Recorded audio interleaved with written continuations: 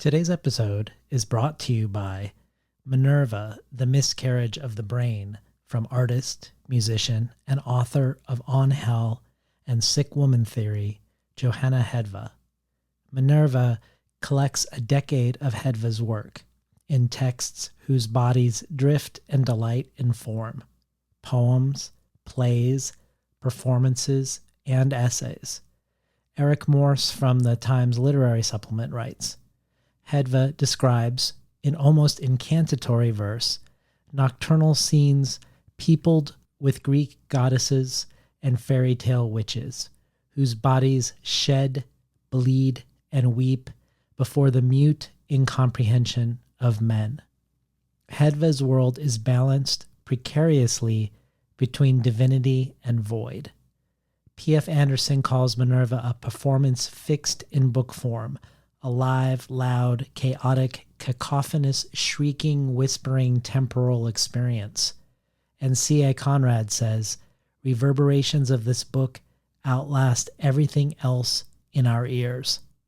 Johanna Hedva's Minerva, the Miscarriage of the Brain is available as an ebook, an audiobook, and an illustrated paperback, co-published by Sming and Wolfman Books, and can be found in all its forms at smingsming.com.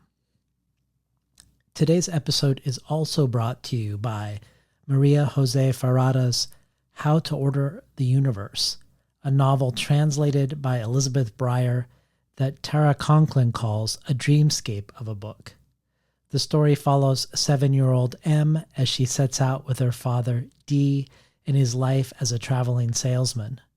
Enchanted by her father's trade, M convinces him to take her along on his routes, selling hardware supplies against the backdrop of Pinochet-era Chile.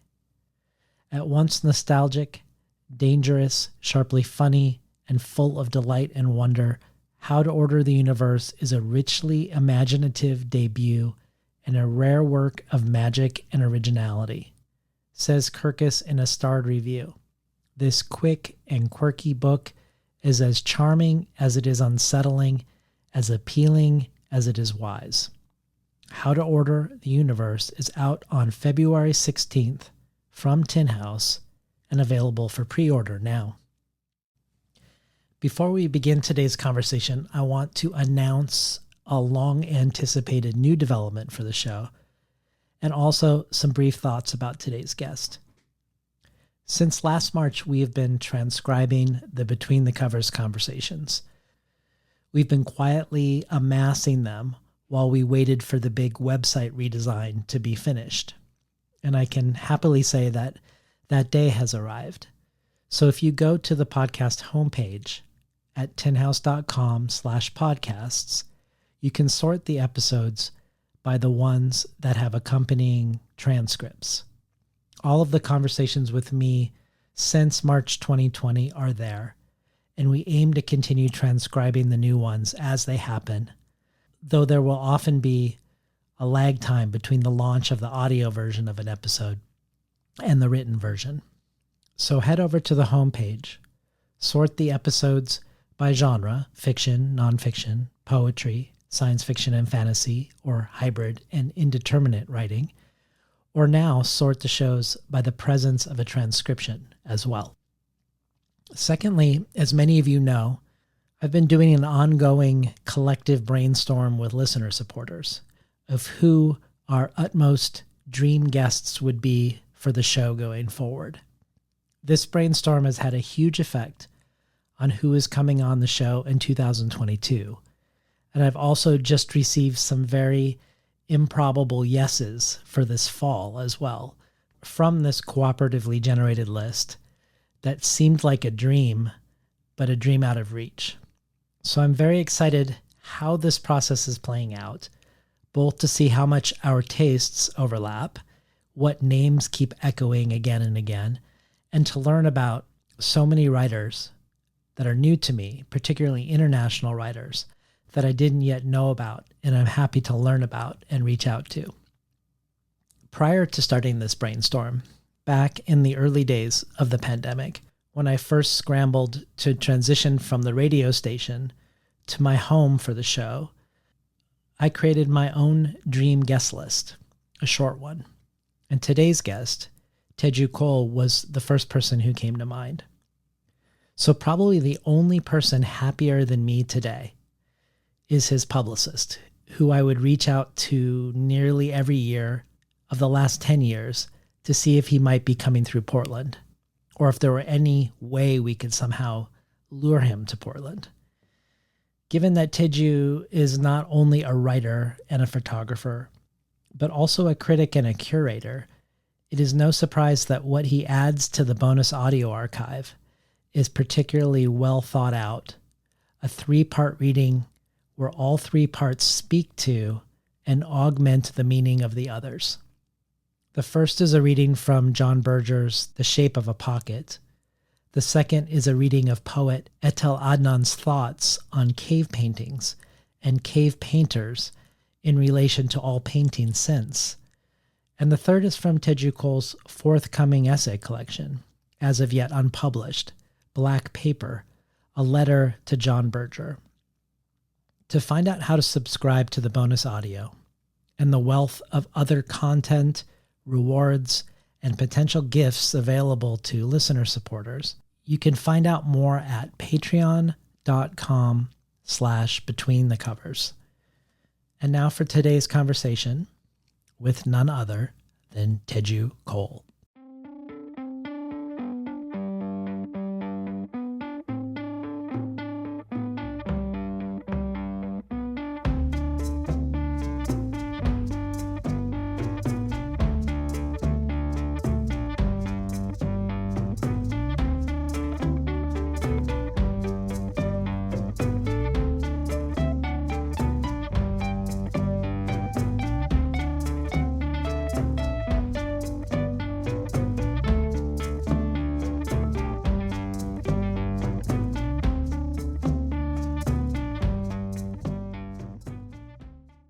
Today's guest is the writer, photographer, critic, and curator Teju Cole.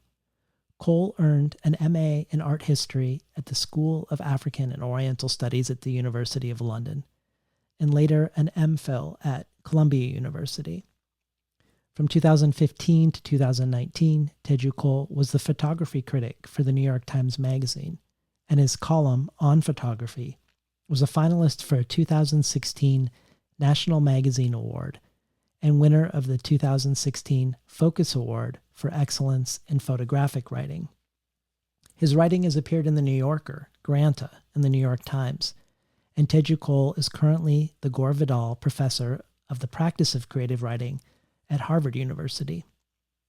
Cole's work includes the novel Open City, winner of the PEN/Hemingway Award, the Rosenthal Award of the American Academy of Arts and Letters, and shortlisted for the National Book Critics Circle Award. What moves the prose forward is the prose, says New Yorker critic James Wood of Open City. The desire to write, to defeat solitude by writing. Cole's essay collection, Known and Strange Things, shortlisted for the PEN Diamonstein Spielvogel Award for the Art of the Essay and the inaugural PEN Gene Stein Award, is a collection about which Claudia Rankine declares, "On every level of engagement and critique, Known and Strange Things is an essential and scintillating journey." With the notable exception of Open City, Teju Cole's books from his first book, Every Day is for the Thief, to his latest include photographs, but his last 3 particularly so. Blind Spot, a genre-crossing work of photography and texts, was shortlisted for the Aperture Paris Photo Book Award and picked as one of the Smithsonian's 10 best photography books of the year. The Village Voice says, "Blind Spot is many things at once, both memoir and map of the world, both essay on photography and elegy for the lost arts of looking and seeing, with texts as succinct and enigmatic as shards from an archaeological site." Teju Cole also is the co-creator of the collaborative book of image text Human Archipelago with the MacArthur Genius Grant recipient, photographer Fazal Sheikh, who uses photographs to document people living in displaced and marginalized communities around the world. Of Teju Cole's latest book, from the UK's Mac Books, entitled Fernweh, photographer Stephen Shore says, "Many artists have felt the lure of juxtaposing photographs and text, but few have succeeded as well as Teju Cole. He approaches this problem with an understanding of the limitations and glories of each medium." Perhaps in concert with Cole's move from writing that has images to images that have writing, Teju Cole has also moved from being one of the most salutary reasons to be on Twitter, where he composed a short story and tweets, and under the influence of Felix Fenion's novels in 3 lines, produced short literary news bursts within the 140-character form. He has since migrated to Instagram as the main place for his online, image-centered artistic endeavors. Teju Cole's photography out in the world, at large, has exhibited from Italy to Iceland to India. His writing has garnered him a Wyndham Campbell Prize for Fiction and a Guggenheim Fellowship, and he's been an artist in residence at Bard College and a Poynter Journalism Fellow at Yale University. But how best to capture what Teju Cole does in words? Rebecca Solnit says, "Forms of resistance depend on the culture they resist. In our era of generalizations and approximations and sloppiness, Teju Cole's precise and vivid observation and description are an antidote and a joy." Norman Rush adds, "I am sentimental about Teju Cole and think of him as an emissary for our best selves. He's sampling himself for our benefit, hoping for enlightenment, and seeking to provide pleasure to us through his art. May his realm expand." But perhaps using Teju's own words, from Twitter no less, captures it best. "Writing as writing, writing as rioting, writing as writing, RIGHTING, on the best days, all 3. Welcome to Between the Covers, Teju Cole." Thank you very much for that introduction, David. It's always a little bit disconcerting to have the list of one's labors and alleged achievements presented like that. It's both an act of generosity and one that is discomforting, but we can talk about that a little bit more later. Yeah. But thank you very much for having me on Between the Covers. Yeah, it's such an honor and a joy to have you.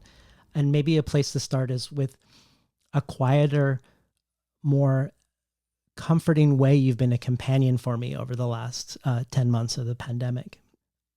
I feel like a lot of your work has been speaking directly to the present moment, whether it be the pandemic journal for the New York Times, where you're listening to MF Doom or Beethoven, or reading Annie Ernaux, or calling your mom in Lagos amidst the daily death counts of the pandemic's early months, or your short story, The City of Pain, which is a fable about a city where the hand of death rests heavily upon it, and everyone is sort of an island unto themselves. Or you're photographing trees now that you can't go into art museums, or your video montage Turbulence. And all along the way, these surprising and helpful gifts of these Spotify playlists that would appear lovingly curated in these journeys of different moods as we would follow you, or as I would follow you during a difficult 10 or 11 months. But really, it feels like all of your work, even your pre-pandemic works, feels like it's speaking into the moment. And I was trying to think about that, why that is for me. And I think it's because so much of your work is about questions of who we are beholden to. And I'm thinking of the opening words in Human Archipelago that go, "Who is a stranger? Who is kin? What do we owe each other? What in the inferno is not infernal?" So I was hoping we could start with your latest book, which is a pre-pandemic book, Fernweh, which came out just before the pandemic. And if you could talk to us about what that word means for you in general, well, what that word means in general, but then also what it means for you in particular. Well, thank you, David. It's nice to have the confirmation that as one wishes to have been an accompanist, that that there are people such as yourself who have felt accompanied.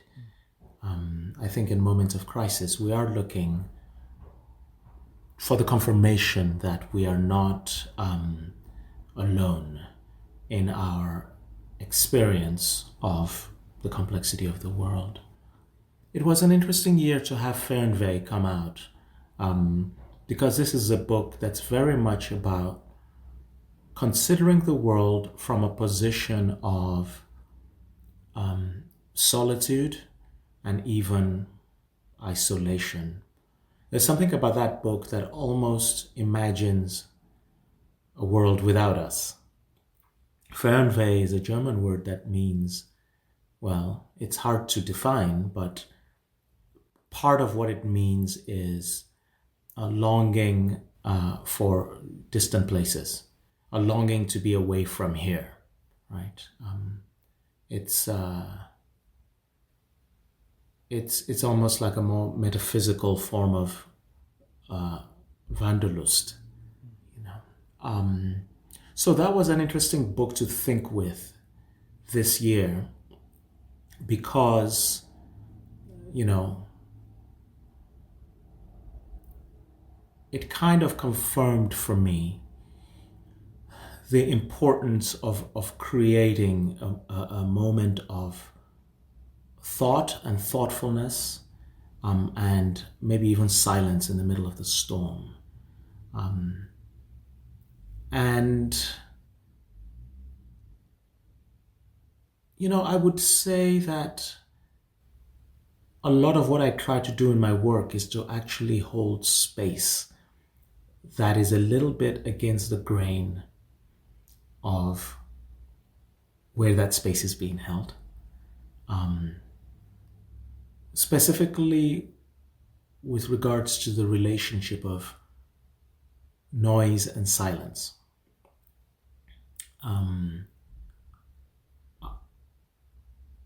Where things are rushed, I want to slow down, and where things are noisy, I wish to be conspicuously less noisy. And I think Fernweh represents that. Well, if we think of the ways that Fernweh, the desire to be elsewhere, is the opposite of Heimweh or homesickness, which at one point was a medical condition. That's right. Diagnosed in Swiss mercenaries. Your book is a visual meditation on your relationship to Switzerland, and it's a place that you visit in several other books of yours, a place you go to feel elsewhere, or to feel other. So I wanted to start there.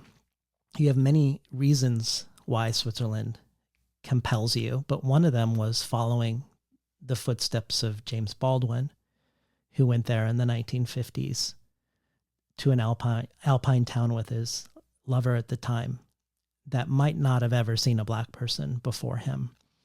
And while he experienced being completely othered there and experienced deep racism there, it was there that he was able to figure out how to finish his book by having a vantage point from there on the racism of America and how the racism of America functioned. And thus the title of his book, Go Tell It on the Mountain. And I was wondering if there's something similar for you in this regard, your attraction to Switzerland as a place to look down upon one's life for perspective. Yeah, so recently I have been thinking about the operational readiness that is displayed by people who are, for example, in the Secret Service. If there's a figure of some eminence that they have to protect, or if they have to provide security at a particular setting, let's say that setting is a speech or a game or a concert. This is a place where crowds have gathered, and there's a main event. And there are two categories of people who are in that space who are not interested in the main event. It's the people who are providing security, because they're looking for the other category of people who are not interested in the main event, the people who are there to in some way disrupt it. An assassination, or some other form of lesser disruption. So while everybody else is looking at the touchdown or is looking at the person giving the speech or listening to the speech, there are other attitudes present in the room who actually care nothing for that stuff.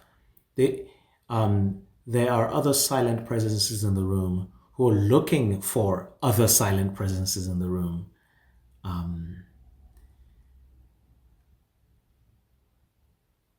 This is a deeply imperfect metaphor, because I am not fond of the securitized state and its actors. And I don't know that I necessarily associate to any great degree with either the Secret Service or the assassins. But there's something about their operational attitude that attracts me. And it is about being on the same scene as everybody else, but not looking at the same thing.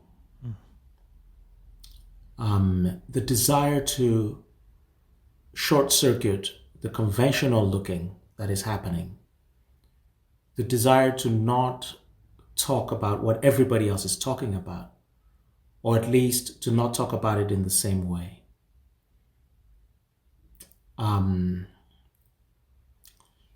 not talking about just mere obliquity for its own sake, but a kind of commitment to the idea that what needs to be said often does not arrive as a chorus. It arrives out of a stubbornness about digging deeper. Deeper is wrong. It sounds like self-praise. Looking different. I mean, not the appearance of the person doing the looking, but the form of looking that they're doing. Okay, so if I'm in the room where some big event is happening, I'm often not looking at the big event. And I often also become aware of other people who are not looking at the big event. Why is this person's attention elsewhere? And if it's elsewhere, where is it? There's the same way the Secret Service can pick up on somebody who is somehow not enjoying the parade, but they're looking very, very serious, and they're sort of, their focus is sharpened towards some other purpose. So let's take Fernweh, my photo book. I think a lot of the work I do that relates to the public is photography, and yet I am still primarily received as a writer. So that when a book like Fernweh arrives, that gives you very little reading to do. It's just a one-page postscript to it. It's just a book of photo after photo, very silent photos. There's something illegible about that for people who have a certain expectation of what they get when they pay money for a book. You can, quote, read Fernweh in 25 minutes. I mean, of course, you cannot, but you have to commit to reading it more slowly. That interests me, and it also interests me that it's a book about Switzerland, which is not generally high on the list of places that people find interesting.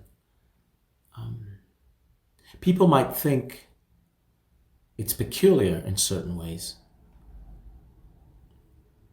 but it is often relegated to sort of, it's that place that people's grandparents went for their honeymoon or something. It's rich and it's well organized and boring, right? So there's a sort of like pre-formatted consensus that makes it different from somebody saying they did a photo book about Brazil or about India or about places that are in one way or another self-evidently exciting. So I approached this project by saying, why is it decided ahead of time that Switzerland is not an interesting subject?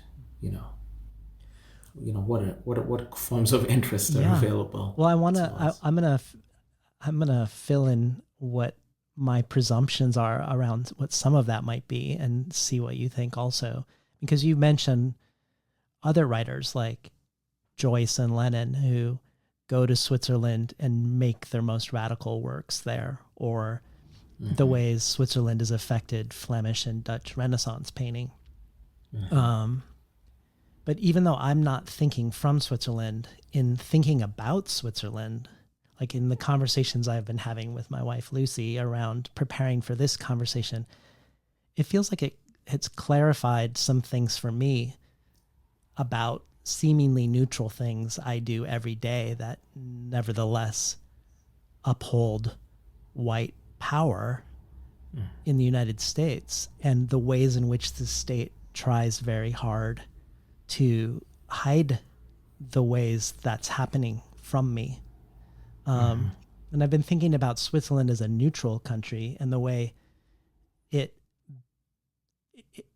benefits from this in its own self-regard, but also in the ways it's exported this idea, the virtues of being a country that is neutral, a safe haven, a place that transcends and looms above all the conflicts on the continent. And that they went at the same time that they have this image of themselves. There's all this stuff unseen under the surface. You point to, in some of your writing, the deep way they're involved in the global arms trade, and the number of people that are murdered or maimed from in a way that enriches Switzerland. But we could go back to World War II when they were really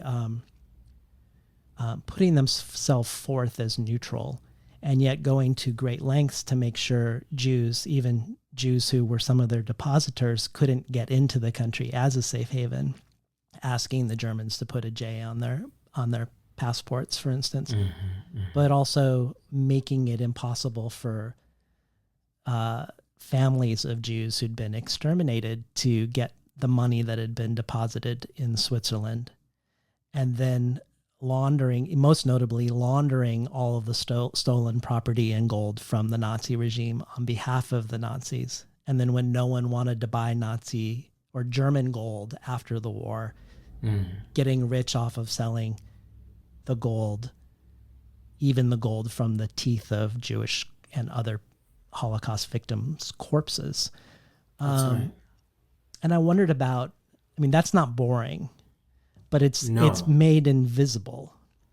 So this boring country that's very clean and pristine, and I just made me wonder about this in relationship to whiteness and the way the mechanics of the way whiteness is upheld, if something about the extremity of what Switzerland is in this regard is a helpful thing to meditate on, to look at our lives otherwise.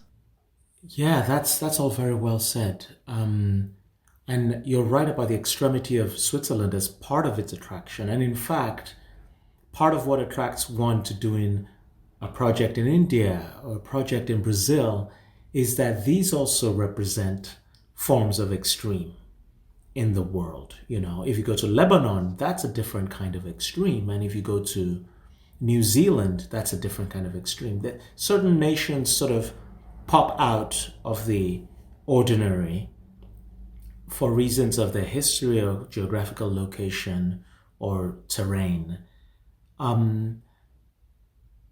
So Switzerland is indeed a deeply troubling place, because that neutrality is false. And I think I touched on some of the political intensity of being in Switzerland in my essay that you alluded to, an essay called Black Body that was in response to James Baldwin's essay Stranger in the Village. I went back to the same village in Switzerland that he had been in. And it was very illuminating to think about Switzerland in these ways. With Baldwin's help, with the help of history, and this was a long essay that I wrote basically about following in Baldwin's footsteps in the summer of Ferguson, right, in 2014. Thinking about European racism, thinking about American racism, and how both have evolved in the decades since James Baldwin was there. I think that was a start for apprehending what it was I was experiencing in Switzerland, a place I have spent many months in over several years. But when I came to doing the photo book, I think that vision had actually deepened. I don't think it was enough for me to say that, and this place that is so keen on itself is obviously troubled. Right. I think that's a first step. I don't think that's enough. I think in the photo book I was also trying to deal with certain other material facts, such as the fact that it's very beautiful. I've had the good fortune of traveling a lot. I've seen a lot of places. And Switzerland is one of the few places that is consistently more beautiful than its postcard images. It is something about the Alps. It is something about the infrastructure they have around the Alps, about the quality of the light, and about their own attitude of care towards their environment. It is very, very beautiful, and that beauty does not exhaust me. Far from, boring me or anything like that.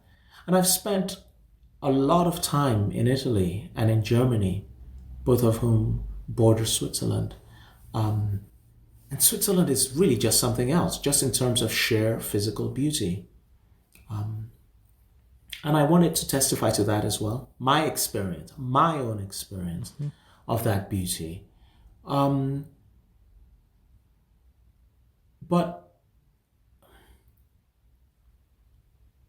I also wanted to think about my larger relationship to Europe. For reasons of work and the friends I have and my own interests, it is a place I go to a fair bit. I'm from Nigeria, and I go to Nigeria almost every year. And I go to Europe every year, different countries in it. And I know what it's like to be a black person in Europe, at least a traveling black person, if not one who's living there and employed there. And Switzerland has its falsehoods, but the rest of Europe has monumental and very distressing falsehoods. And so if we talk about how Switzerland has, sort of there's this genteel racism that is there, but it's nothing compared to what I experienced in France. I think for a lot of white Americans, Paris is a splendid and enjoyable place. For me, Paris is an emotionally very, very difficult place to be in, because all the signs of a kind of very stubborn white supremacy defined in fundamental terms, all those signs are visible. And there's a large and very visible second-class citizenry that are of a different color from white. There's black people, there's brown people, there's North Africans. When I'm in London, at least every time I visit for my first few days there, all I can see really is this colonial power that is mired in nostalgia for that, and the ways in which it continues to treat people as if they are colonized, even in England itself. When I go for a hike in the Alps in Switzerland, I'm just a guy going for a hike in the Alps. It's a monumental relief. And the places where a black person can go in this world that are majority white places and yet not exhaustingly oppressive are few. And that was part of what this book was quietly doing. It's saying, I speak only for myself, but this is one place where I can breathe. Yeah. This, if I made this book and it was about Romania, if it was about Greece, if it was about France, if it was about the Netherlands, it would be a very, very different book. If I was making a book about the French landscape, it would be a very different book from me making a book about the Swiss landscape. Because if I was doing the French thing, I would be aware at every moment of myself as a post-colonial figure and as a figure with an unstable status, an unstable status in that countryside. Well, I want to introduce another thread through much of your work also, and that's the question of blind spots, both the physical reality and the sort of metaphorical reality of blind spots. And as I listen to you talk about what's visible in France and what's invisible in other places, it feels to me like it connects in some ways to neutrality and to innocence also. Because anatomically, we have blind spots where the retina meets the optic nerve and there's no rods or cones. So we would normally see, if our brains weren't doing anything, we should see a large black spot in our vision about the size of an orange held at arm's length. And I talked about this with Elisa Gabbard in our conversation, but our brains hide the blind spot from us. I don't want to go too far with an analogy that's what Switzerland's doing, but the brain is filling in the blind spot with extrapolated data from our actual nearby vision. But I was thinking of it in terms of something Mitchell S. Jackson said in his memoir, Survival Math, where he talks about the impulse to preserve one's innocence in the face of living. I wondered if you could talk about blindness in terms of what we cannot see versus the complicity we have around what we refuse to see. That is such a lovely and thought-provoking question. And I enjoyed listening to your conversation with Elisa Gabbard. I remember that moment in it. I think the first thing I'd like to say is that, we talked a little bit about Switzerland, and, I would like to say that none of this is about Switzerland, really. And it's actually not really about novel writing or doing genre experiments. And it's not about photography, right? What we are is humans in the world. And there's something that's human in us that's calling us to live it well and live it fully. Some of that we do with the aid of societal cues. Some of it we do by descending into more profound regions of the self. Digging down and finding the courage of one's convictions.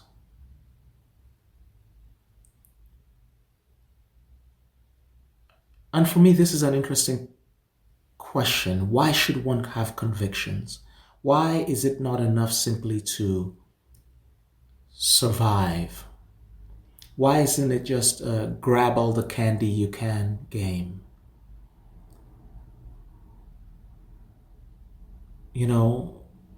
Where does this need come from to think the world and live ethically with it? And yet for me, this is the groove underneath all the activity that one might wish to do. It's, for sure, it's a philosophical thing, right? It's a search for wisdom.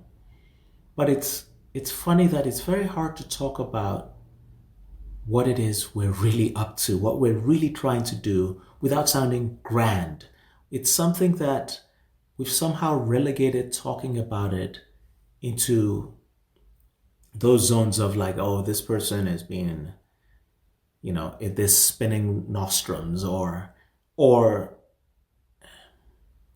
it's hard to talk about a search for wisdom without sounding as if you're self-regarding in some way. And yet, in that moment when we're most at home with ourselves in the world, we know that it's a search for wisdom. We know that it's a search for ways of acknowledging the interconnectedness of beings. I've taken recently to using a term because capitalism is, we think we know what it means.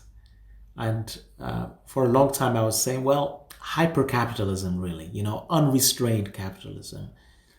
And yet even that word always seemed to offer an immediate counter of, well, then socialism or, communism or political anarchism. All of which is interesting, but I was not looking for an immediate political counter. I am always looking for a way to describe what we're going through and why it is the way it is. So the term I've been using recently is market totalitarianism. And for me, the question is, how do we live under conditions of market totalitarianism? There's no one rubric that explains the whole world, but the idea that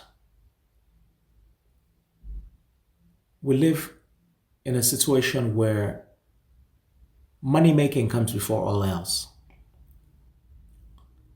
is a pretty helpful rubric for understanding some of the weird stuff that we see around us. How then can we live? You know, recently in the newspaper, I saw this thing that when people, when this mob invaded the Capitol, that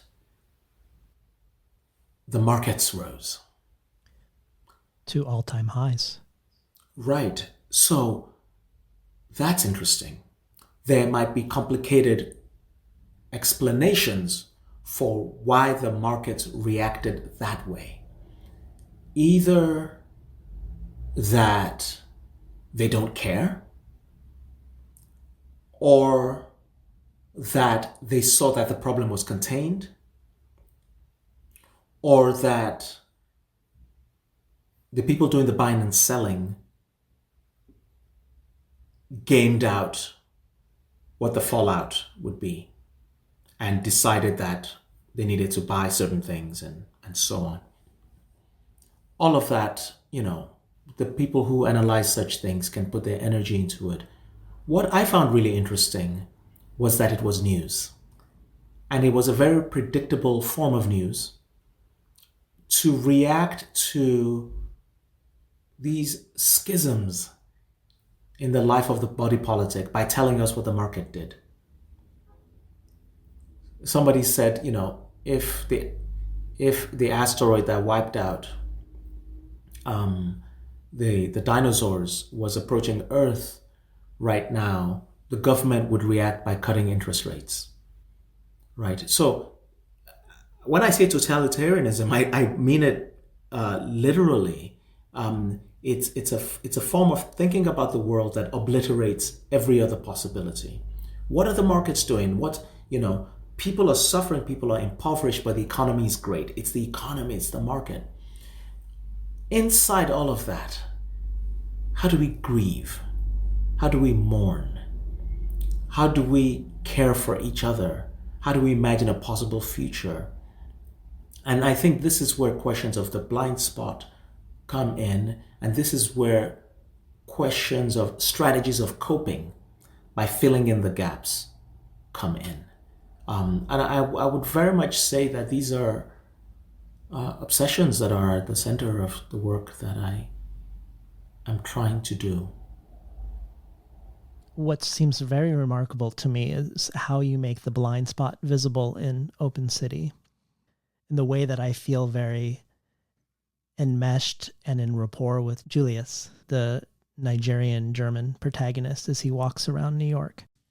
And it's clear that what he sees and what he foregrounds through his attention is deeply informed by who he is and his personal history as an immigrant, as someone with a hybrid identity, as a person of color, his encounters with a mentor who has experienced internment during World War II as a Japanese American, the Haitian shoe shiner and his story of coming to the United States, the African burial grounds where between 10 and 20,000 mainly enslaved Africans were buried. And I'm imagining if a white protagonist were walking around the city, many of these things wouldn't be noticed or brought forth, let alone, I don't know if Julius knew that at the time of the Revolutionary War, 25% of New York City was slaves, the second largest population in the colonies. But I certainly wouldn't think a white protagonist would likely know that, or maybe even know that the African burial grounds exists. And thus the story of the city that a different protagonist would stitch together would involve erasure, even if it's not an active erasure, it could be the erasure of ignorance, as they stitch together a story of what the city is. But towards the end of the book, you do something that I wonder is partially an answer to some of those open-ended questions you asked. How do we grieve? How do we be human? How do we develop community? And it feels like a risky narrative move. And it's that Julius, who's been so aware of these different storylines and narrative histories, he's confronted with something he's complicit in as a man. Mm-hmm. Mm-hmm. And we can see it as readers, but he can't see it. And all of a sudden, I feel this great distance from him, like I'm looking at him from a distance. Maybe I'm up on my own Switzerland. And yet from that distance, I recognize myself in him and my own blindness. It's as if something about that move you made is not allowing the brain to fill in the orange-sized gap in my vision for that moment. It felt, I mean, I don't want to say it didn't feel pedagogical, but it felt like a moment, like a rupture in sort of in a character, that any character or any person is going to contain both of those things. We want to pay attention to where the blind spots are in our experience of the world. And at the same time, we want to pay attention to the fact of the blind spot, even when we don't know where it is, right? So, and I think those are two different moves. I did not want Open City to be some kind of consoling intellectual tour guide to the atrocities of history. It's a book very much about complicity, because I think that very much merits thinking about. Intellectual knowledge does not save us. And somebody who's grieving can also be the wounder for somebody else. I'm not sure that a white protagonist would not be able to attend to these things. I don't think I can make any judgment call on who is able to be sensitive to what. Well, I would just add as an addendum to that, not that I don't think a white protagonist couldn't do that, but that the average white protagonist walking through New York City would most likely not be pulling forth these details, or having this encounter with different people and pulling forth these stories from these specific types of stories from these people.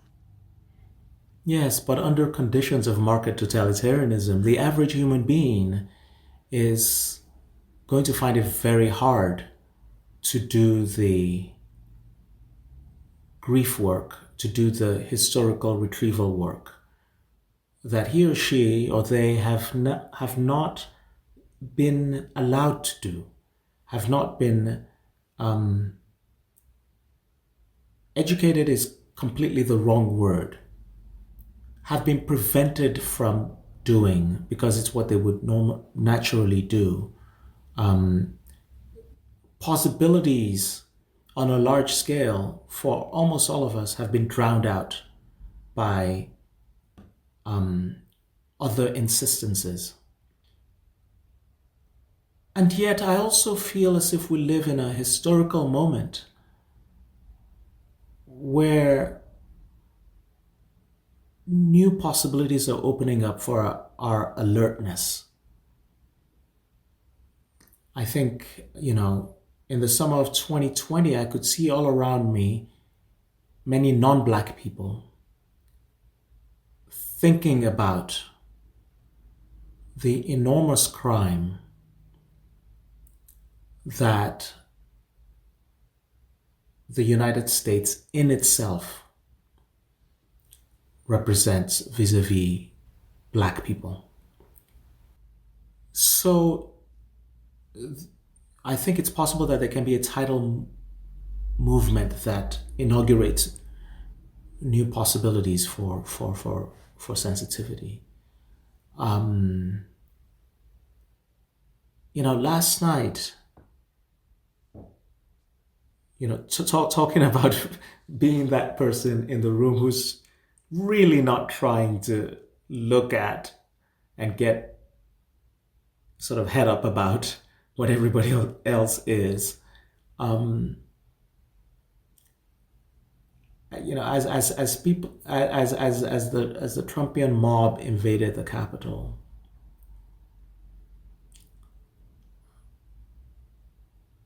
I never want to be seduced by what is photographable and what invites immediate commentary. And I know part of why this was taking a lot of people's immediate energy was because it was a photographable disgrace. On the same day, almost 4,000 people died of COVID-19. An unspeakably painful number.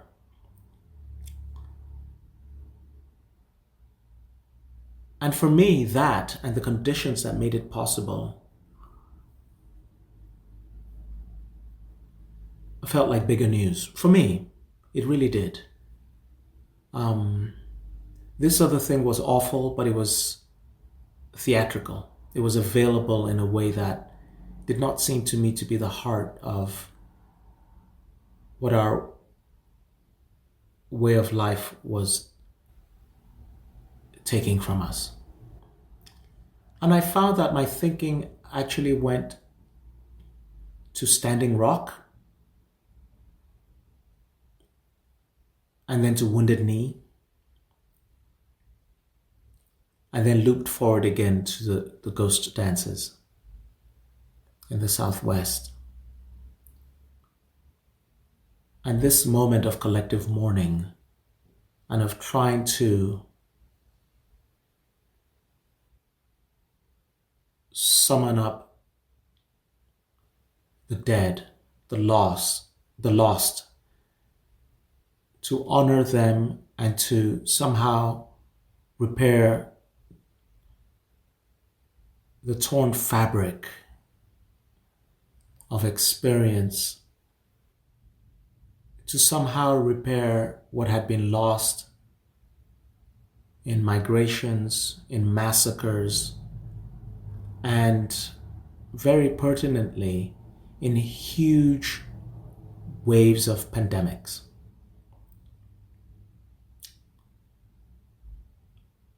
And so that's what I've been sitting with, the ghost dances.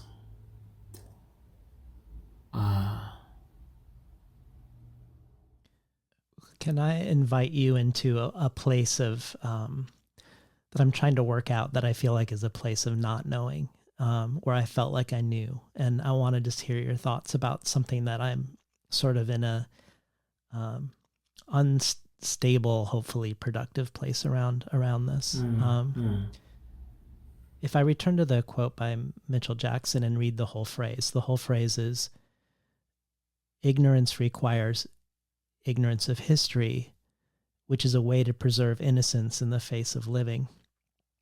And I've lived most of my life believing that knowing history and that reckoning with our own histories as peoples and nations was sort of a necessary way to prevent future problems.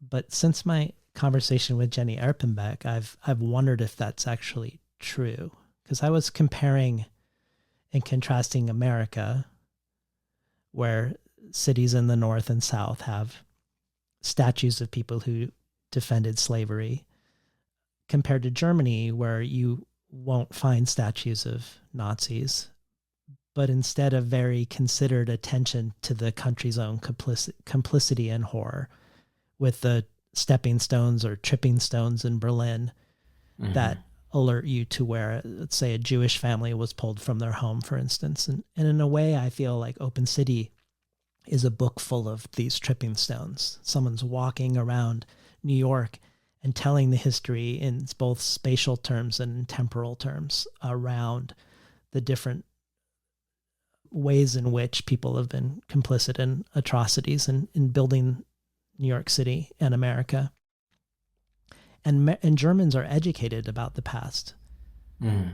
Whereas I think, like, in contrast, like, I wonder if most Americans even know what the phrase Middle Passage refers to. Mm-hmm. So I asked Erpenbeck, an East Berliner, about this in relationship to the growing far right in Germany. And she really felt like historical reckoning had only a very limited effect of perhaps a generation or two.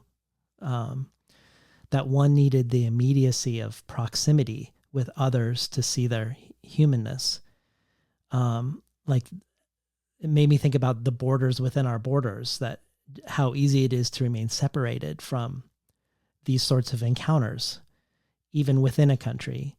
And how when Jenny Erpenbeck's book about African refugees, I'm imagining that her moving through her daily life in Berlin, she's not going to encounter African refugees who've come off of the boat from the Mediterranean, who likely are not allowed to work. So they're not allowed to participate in just average daily life and exchanges, but are sort of hidden away from everybody else.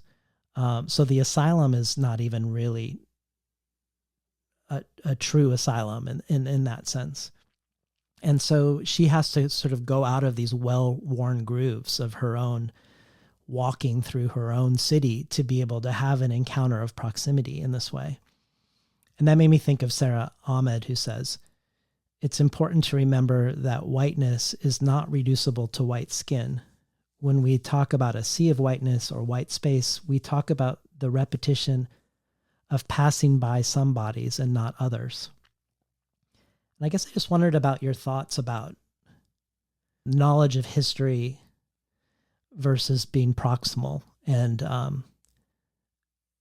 encounter to not be engaging with the story of the immigrant from El Salvador, now in a cage on the border or in Fort Mojave, but a life where you're having to contend with them and their dreams and desires and pains and failings. Yeah, and even get to a point where to say them feels uncomfortable because Yes. we recognize that we are in community together, but not to assert that before it's true. Um, I think about your conversation with Natalie Diaz, and her hesitation around questions of translation and acquiring knowledge. I do think one of the moves of whiteness is that everything can be apprehended and everything must be grabbed. This is the colonial move, this is the imperial move. And botany and zoology and geology and geography and studying the world and accumulating knowledge is intimately connected to suppressing, acquiring, and destroying the worlds of others. So science and colonialism have often had a great deal to do with each other. And knowledge acquisition is very often about control. The CIA World Fact Book. I was thinking that even literally naturalists were often on slave ships as a way to get and collect, or were utilizing slave ships to bring back specimens or to travel to a specific place. Right. So there's innocence for you. The truth of history is that we don't love each other enough.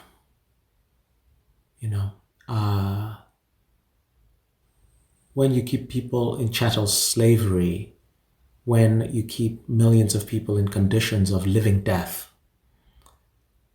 that is very profound enmity. I think that's history's lesson, that enmity of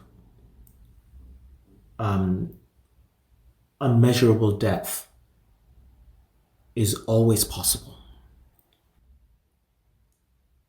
So I also resist the ease of saying we have to know more about history. I think knowing things is good as part of one's ethical equipment. I don't think reading makes us better people. I don't think having university degrees makes us better people. I don't think our accolades make us better people. I was very uncomfortable with the list of accolades with which you introduced me. And it's not to say I did not take pleasure in winning some of those things, but they very much seem beside the point. They seem like indictments. So where is the point?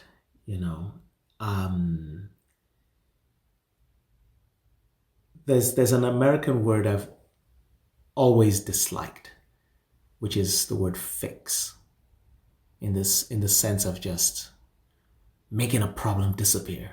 Yeah. The only way we're going to fix this is blah, blah, blah. And this way of thinking is just general. The world actually cannot be fixed. All year zero experiments fail dramatically. Whether we're talking about Cambodia, or we're talking about the French Revolution, or the Soviet socialist republics, or China. You can't go back to year zero. You can't kill your way out of the problem of living. I don't like the word fix, even in its lesser forms. It makes me uncomfortable. The once and for all fix. There is no once and for all fix for anything. The word I like is the word repair. More tentative, more humble. Actually, repair sounds to me like a word that has been feminized, because we think of somebody stitching, somebody weaving, somebody making something carefully with their hands and making do.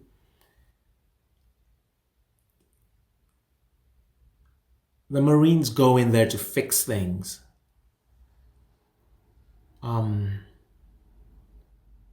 They don't go in there to repair things. Repair can always be undone, right? Ariadne, well,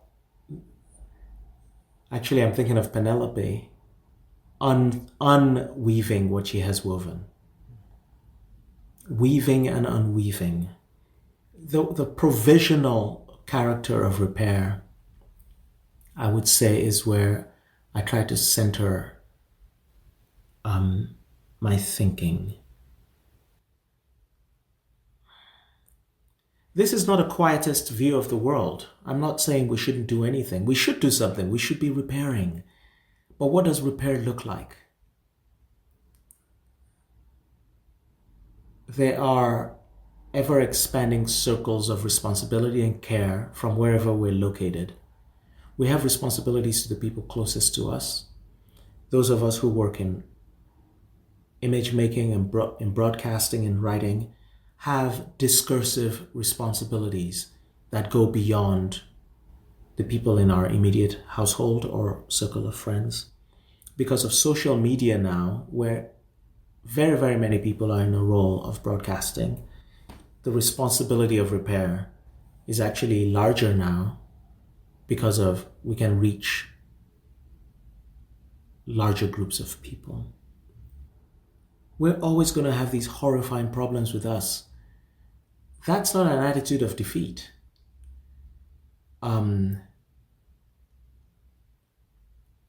We can ameliorate some of them. That's the work. And it's kind of like individual work that then gradually becomes collective work.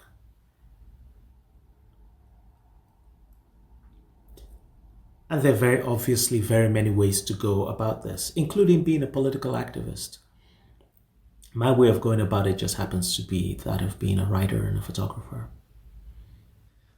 I was hoping we could hear 2 pages from Human Archipelago, if you'd be willing to read a little bit for us. Yeah, I would be happy to do that. Okay. Yes. So here are these 2 passages from Human Archipelago, which I made in collaboration with Fazal Sheikh, his photographs and my texts.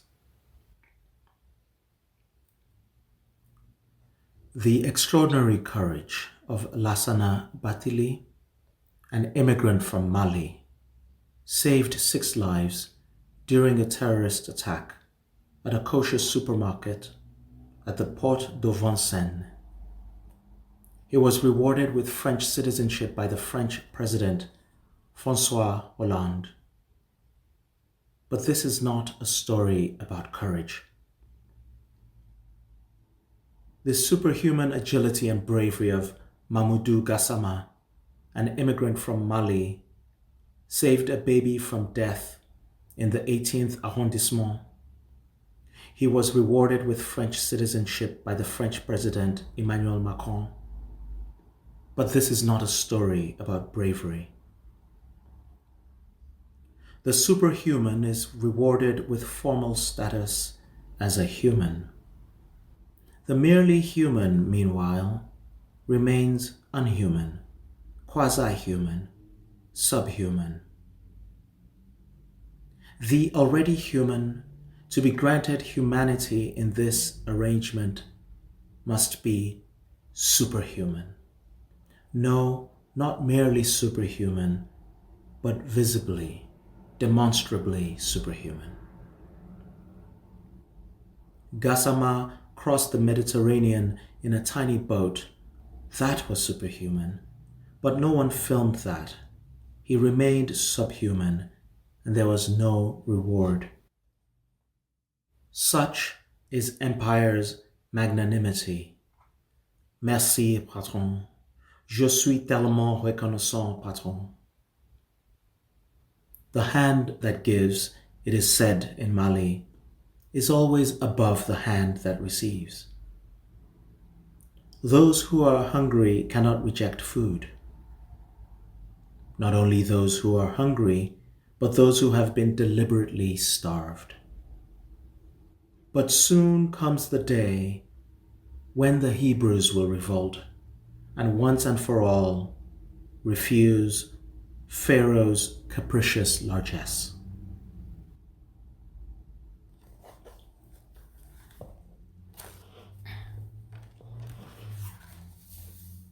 Dear Zeresane, one of Eichmann's defenses was that he was, after all, merely a tiny cog in the wheel of the Nazi machine. A mere cog. If he hadn't done what he did, someone else would have. But the whole question of being part of the machine is a different one from personal responsibility. Personal responsibility does not subside even under oppressive regimes. One can always refuse to participate in evil. You were arrested in February last year in Texas. By whom? You were kept in detention for 16 months. Who were these prison guards in Florida and Ohio? Who was processing your deportation case? Who wrote the policy? Who was the judge who finally approved your deportation? Who carried you, finally, kicking and screaming, to the plane? Who kept you confined during the flight? Who handed you over to Egyptian authorities at Cairo airport? Were they all mere cogs? Who found your dead body, dear Zeresane? who wrote the statement on ICE's website in the reptilian language of functionaries, passed away, deceased in a shower area. He attempted to unlawfully enter the United States. Whose logic is this? Another cog in the machine. So many who could have said, "No, this is wrong. We cannot send this man back to Eritrea to a fate of unspeakable suffering or even death." But who dared say it? And they don't think of themselves as murderers. Nevertheless, a man died. I'm sorry for your despair, Zeresane. I'm sorry that you ran out of hope. You are beyond consoling now, but we the living console ourselves with Simone Weil's words. Quote, "Whether the mask is labeled fascism, democracy, or dictatorship of the proletariat, our great adversary remains the apparatus, the bureaucracy, the police, the military. No matter what the circumstances, the worst betrayal will always be to subordinate ourselves to this apparatus and to trample underfoot in its service all human values in ourselves and in others."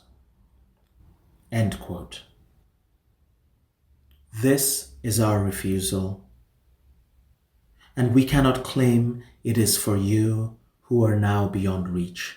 No, it is for ourselves. May God comfort those who loved you. We've been listening to Teju Cole read from Human Archipelago.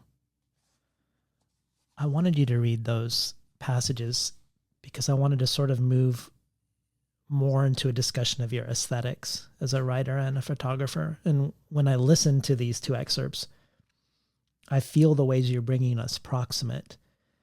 And also most powerfully in the second one, how you bring us into the specifics and the particulars of actions that can easily otherwise float along as banal and morally neutral acts, but in mass become acts of violence. And it made me think of a recent guest, Vanessa Vaselka, who said that really the greatest privilege someone can have is the privilege of being abstract. And also about something Jory Graham was saying recently in a talk about how as poets we need to train our instrument to the visible and to the sensory, to the bodily versus the conceptual, and to be attentive in this way. And I feel like you're doing these things. I feel like these things are part of your aesthetic, but I also feel like there's perhaps a countervailing aspect to your aesthetic approach that you alluded to at the beginning of the program. And I kind of wanted to tease it out with you. After the murder of Ahmaud Arbery, the 25-year-old black man who was shot in cold blood for jogging in a white neighborhood where no one was arrested for 74 days. You posted on Facebook that you don't watch videos of murder, and particularly not of white people killing black people, that you stopped about 5 years ago, and that increasingly you push back against editors who even want to run a still of a video or a photo of a murdered black person. And you say, looking away can mean different things, sometimes opposite things. Absolutely depends on who's looking and what they're looking at. I feel like you confront some of these questions in your essay, Death in the Browser tab.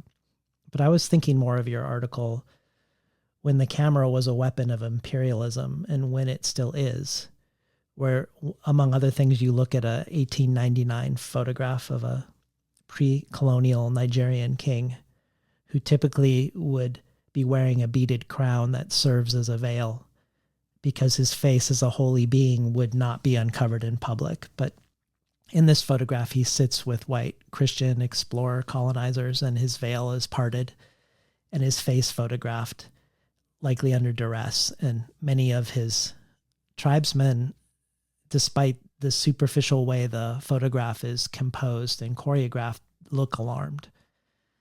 And I'm also thinking about the role of the human in your photography itself. There are very few faces. Often where there are humans, they're turned away from the camera, or we see them from a very far distance.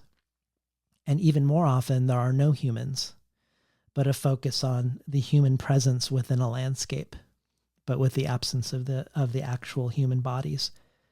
And I guess I wanted to hear a little bit about what I feel like is an attentiveness to the visual, an attentiveness to the specifics and particularity of the narrative that holds us and tethers us to accountability as moral beings. But also this other aspect of turning away from capturing something that you've otherwise seen.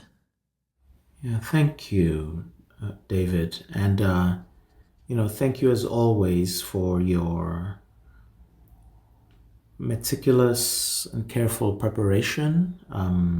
It really is a pleasure to be in conversation with you because, earlier on I was talking about repair and care, and I think the work you do on this podcast is actually work of repair.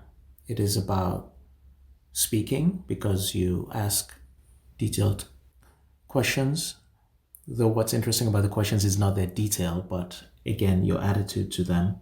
And it's also about listening. So I just wanted to pause at this moment to thank you for creating this space in which we can address these things.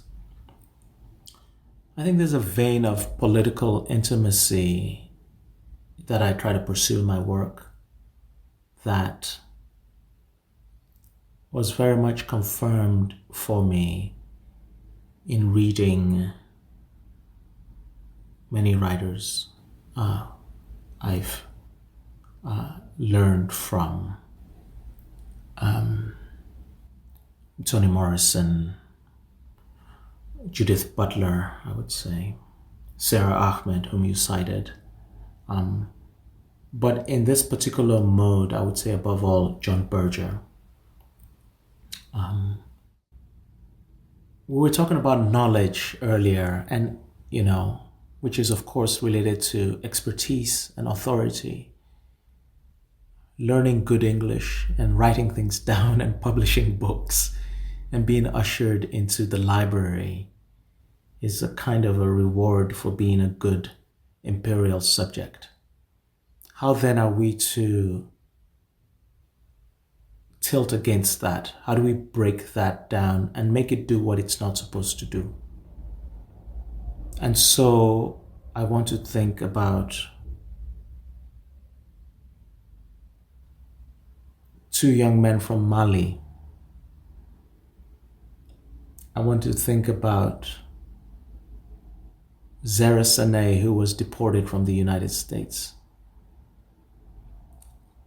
I want to reconfigure the question of whom the text is addressing. I really want to embody this we who.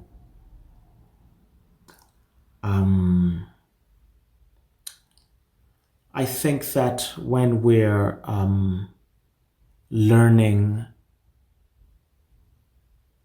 about the sort of philosophical sacredness of the other, when we're thinking with Martin Buber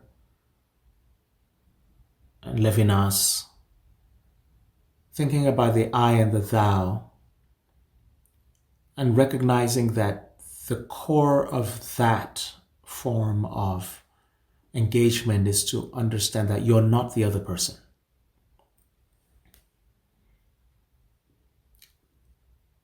And to actually absorb them into yourself would be a kind of violence. And so I think there's a sort of an appropriate caution when, for example, we're photographing other people, to not replicate the practices of stealing. We don't want to engage in practices of stealing other people's worlds. We want to assert that photography can be doing something else. On the other hand, Toni Morrison talks about the stranger summons up a ripple of alarm because we know that the stranger is already encountered. It's not the newness that bothers us. It's the, oh, I'm connected to this person. And people who cannot deal with that sense of alarm then engage in exaggerated violence. And so this is the balance between respect of saying there's certain things I'm not going to look at, and there's certain things I'm not going to write, and the mutual hospitality of saying this person is included in my conception of the world, and I'm included in theirs. And even if everything in my society is telling me to discount this person's humanity, I refuse to do so. In fact, I'm going to center this person. I'm going to center their experience. I don't consent to the general hierarchies about whose life is worthy of life. So, and I think that is the quest, to find that balance between both of those two. And it's going to end up, I mean, like John Berger's work, it has to be a kind of this combination of intimacy. So writing a letter to the dead, for example, and reticence, moments of saying to my photo editor, no, I can't show you that. We can't look at that. We can't print that, because who is it for? Those who already know, and those who don't know are only going to be entertained by it. And this is not a space for entertainment. This is a space for repair.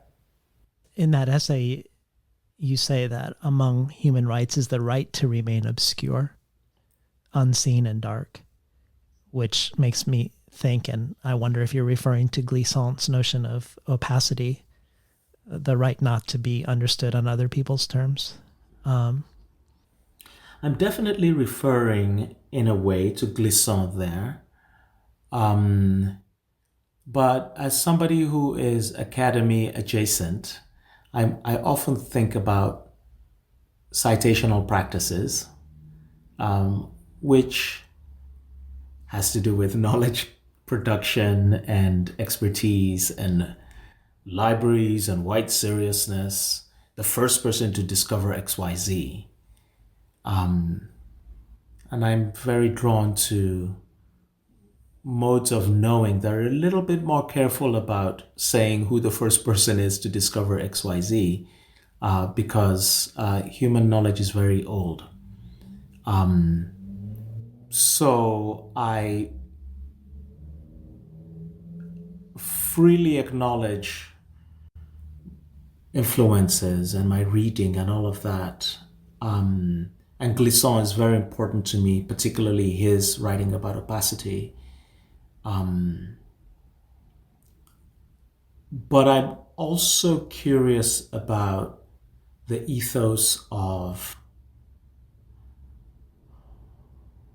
arriving at a text and finding a recognition in it, a confirmation, a help, a conceptual help for something that you've been working on. The text is no good, really, if the ground of your heart is not prepared for it. But do you know, one of the books I've read the most in the past 1 year has been Layli Long Soldier's Whereas. And I think your conversation with her on this podcast is one of my favorite conversations anyone has had with anyone, anywhere. It is truly powerful, restorative, and recentering. I happen to have taught Whereas many times in my classes. And what I find in it is confirmation of the respect I would wish to have for the disregarded, for the forms of refusal that are available to the apparently defeated.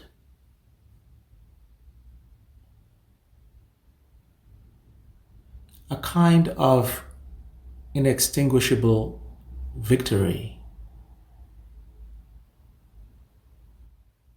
exists that cannot actually be heard when things are very, very noisy, you know. But when things are quieted down and you go to a certain text, it is sometimes like finding that other person in the room whose attention is not on the main event. Even as I deeply regret using this particular metaphor, because you could not find a less of a fan of the Secret Service than me. But let's just say all circumstances in which somebody is engaging in contrary vision interest me. Well, I want to take this idea of finding this other person who's looking at it the way you are in the crowd to this notion of, I think, a repeated notion of doubleness in your work. I mean, we could go back to Switzerland and the notion that when you're taking a photograph of a mountain, sometimes it feels like you're taking a photograph of the mountain, because Switzerland's art is so photographed and also so iconic that it feels like you're engaging with images of the place. But you also say in Human Archipelago, we are and we are not what we see. Doubleness is the first condition of the human. We are not ourselves without also being the other. And I wanted to take this doubling of you and Baldwin in Switzerland and talk more broadly about the way you engage, not only with the works of artists you admire, but also with their actual lives in the world at large. Because we go up the mountain with you and Baldwin. We travel various ports in Mediterranean Europe with you and Caravaggio. We go with you to Sebald's gravesite. We know that when you can't sleep, there's nothing better than watching videos of Derrida talk during your insomnias.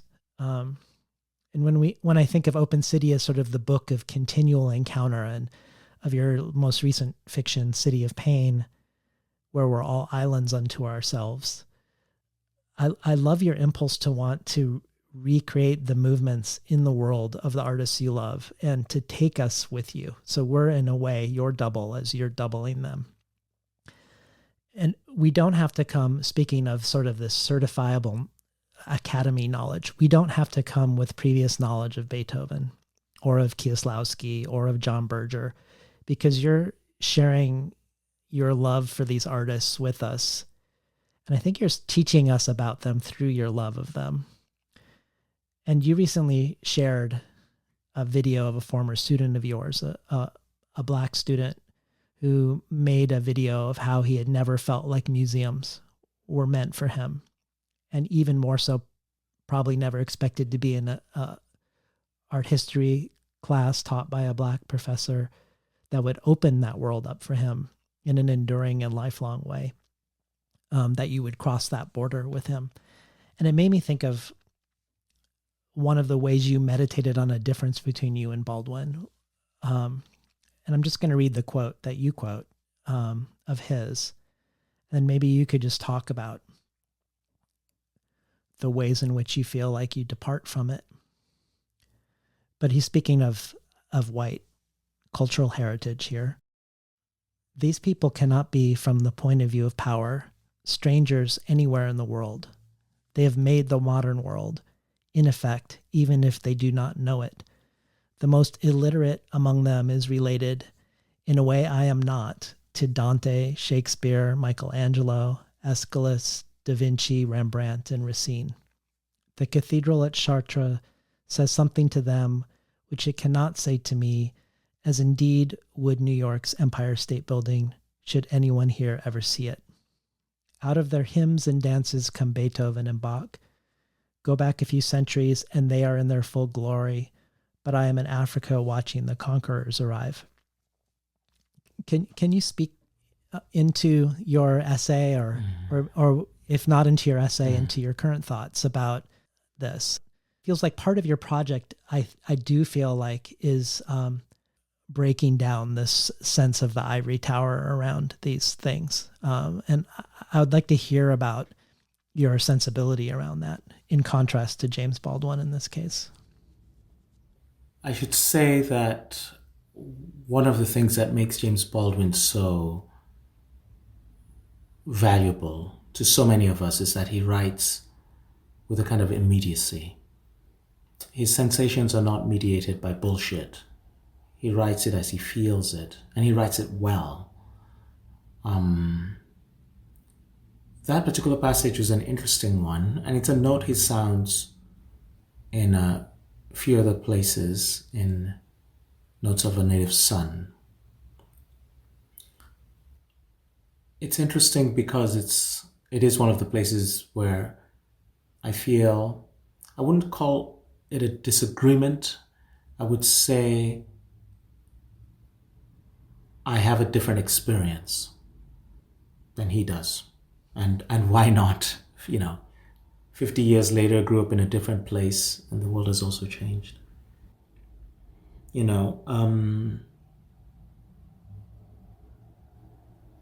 All of those things, those great European cultural products he mentioned, I try to approach and understand not first and foremost as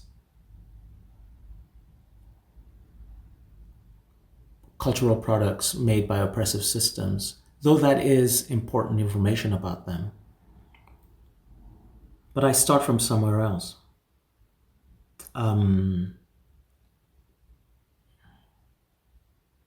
This kind of frenzied capitalism that we live in, what I've been calling market totalitarianism, produces loneliness. Sort of existential isolation that deprives people of the tools with which to navigate their place in the universe. This might be genuinely new in the history of the world. Cultures have always provided people with the tools.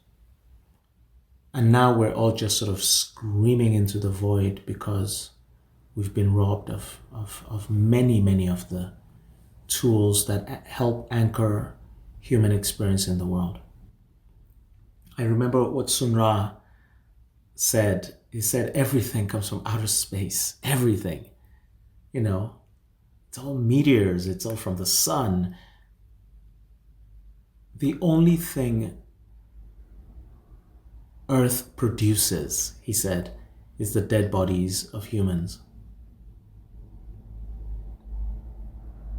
I feel like, in a very vital way, the only thing market totalitarianism really produces is human alienation,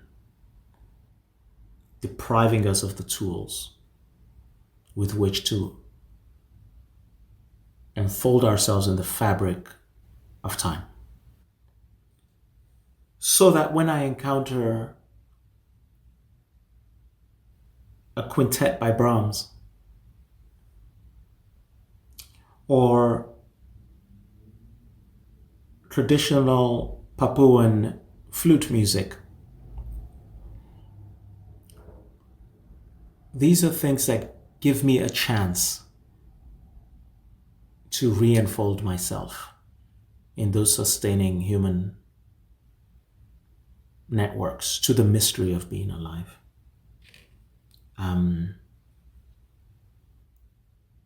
And I don't care whether it's made by white people or not.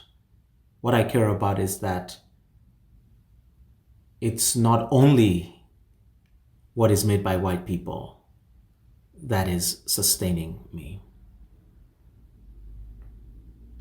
But I wanted to address what you said also about doubleness, and I'm glad you picked up on that because that's so important to me.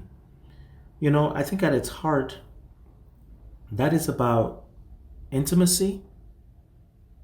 Again, to go down to the root of the word immediacy, to try to communicate with the viewer or the reader in a way that is not mediated, but that it really does feel like they got up in the middle of the night to read this and they could feel the words pulsing in their own head.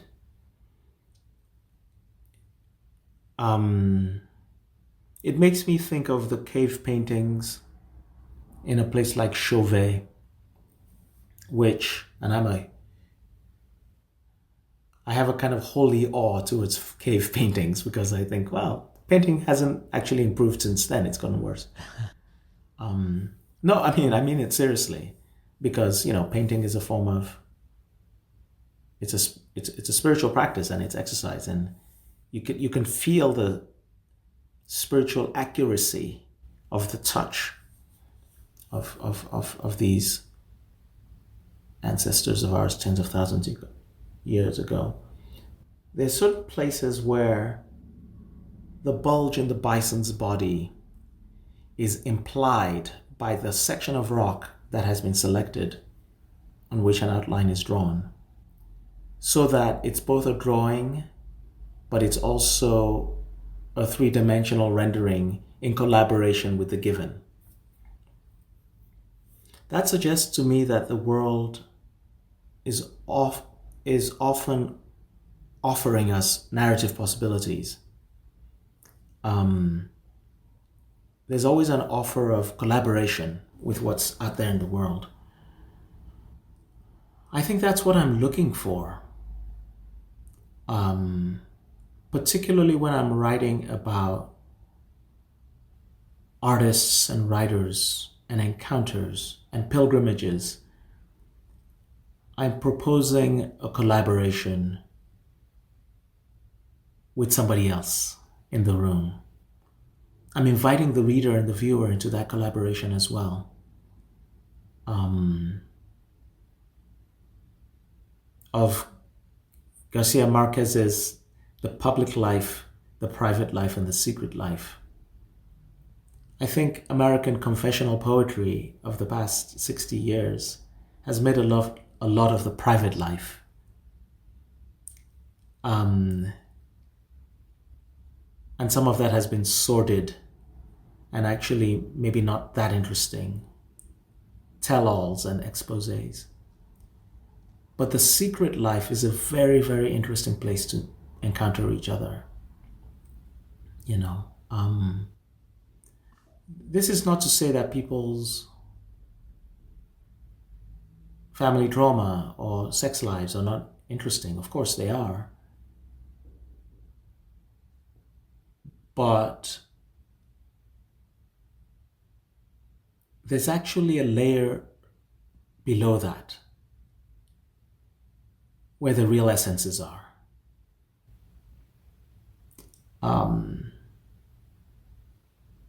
And that's a place in which I am willing to meet the people who read my work. I'm glad you brought up this three-dimensional aspect, the collaboration with the given. Because my favorite journey with you is as you travel to the places Caravaggio travels in his final days, running from the law and making paintings along the way. And as you visit each of these paintings, you end up in various port cities, from Naples to Syracuse to Malta. And because of this, you end up also engaging with the contemporary refugee situation in Europe, and spending as much time trying to find where a given boat of refugees will dock as you are looking for a specific painting. For instance, when you're in Syracuse in Sicily, you are put in touch with a refugee from Gambia, and he asks why you were there, and you tell him you were going to see a painting, and you invite him into the church. And even though he lives there now, he's never been inside. And you contemplate the burial of St. Lucy together, which also seems fitting given your interest in eyes, that her eyes have been gouged out and are on a platter. And this three-dimensionality, this you following the art, but also following the life of the artist out in the world. And the story of all of these places becomes the story of the now in these places. And the experience of seeing these paintings can't help but be informed by the now of seeing them, even if you weren't literally standing next to a refugee. But you also mentioned, and this is where my perhaps impossible question comes up. You also mentioned that Caravaggio wasn't such a great guy, not only getting into fights and fleeing from city to city, but he was a murderer and a slaveholder. And I wanted to ask you about how you approach the artist behind the art in these scenarios. And this isn't on the same level as Caravaggio by any means, but recently for me, I'm thinking of Louise Gluck's whose poetry I've been a long time admirer of, and I think you have as well. And her Nobel speech, where she chose to talk about William Blake's poem, The Little Black Boy, and Swanee River by Stephen Foster. And it seems perhaps that the most charitable reading of that speech might be the innocence in the face of living that comes from sort of a tone-deaf obliviousness to the moment, a speech that does not attend to the now of the occasion within which it's being delivered, and where Mary Carr tweets, "At this point in history, Louise Gluck, my grad thesis advisor and a poet I deeply admire, wrote a minstrel show Nobel speech. In 1789, Blake's Black Boy might have passed as abolitionist, but it came out of a shoe-polished white face. Wake the fuck up." But others go further, and sort of like an ink stain on a white shirt that both ruins and defines the entire piece of clothing, they look at the speech as a lens into her poetics. More generally, that the intimate, private voice she extols in the speech, above the public utterance, is itself formed from a Switzerland-like desire for white transcendence from context. I don't need you to speak to her or to Caravaggio necessarily, though you can if you want. But I'm curious about these questions for you. Like, when you are engaged and love the art of an artist who's also upholding something you abhor.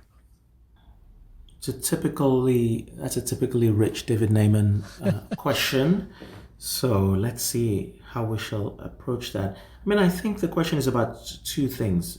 One is about the making of this Caravaggio essay, which longest, I can't even remember now how long it is. It's something like 10,000 words. It's by far the longest thing I've ever published in a magazine. And it came out in the New York Times Magazine last fall. So there's that essay itself, and then there's this larger or narrower question of relating to, let's say, troublesome artists. One of the questions I tried to draw out in writing that essay was, what does it mean to write a travel piece for the New York Times Magazine? You cited earlier my essay, When the Camera Was a Weapon of Imperialism. I think the New York Times is a weapon of imperialism. And I think travel pieces for the New York Times often serve in that role. Because for the presumed reader, the world is available to be consumed.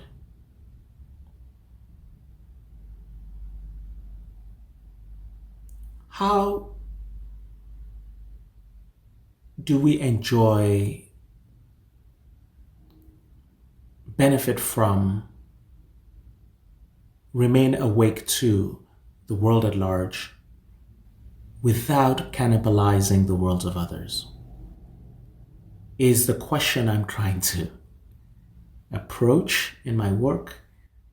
It's not necessarily the thing that interests the New York Times or the New York Times Magazine the most,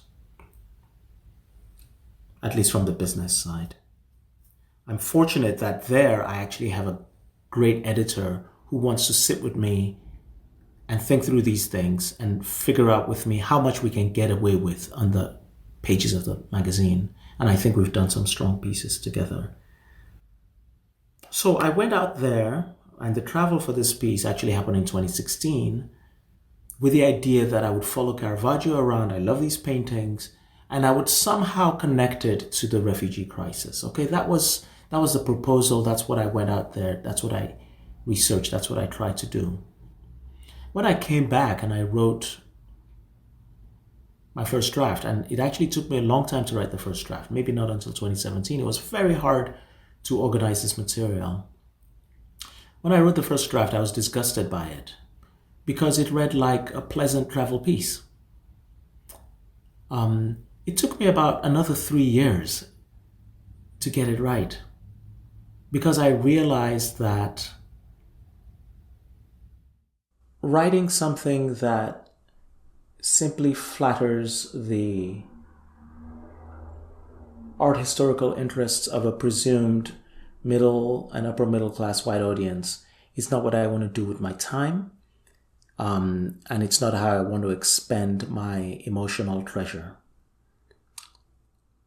So what I tried to do in the piece was grapple with, what does it even mean to be out here? Looking at this thing, looking at this man's work, what does it mean to be engaging these other people? How do I think about my privilege of looking at art, which is a privilege that is also absolutely therapeutic and life-saving for me. So, if you could be taking insulin for your diabetes and recognize it as a privilege, but also recognize it as a necessity. And yet, here are the dead, the dying, the profoundly endangered.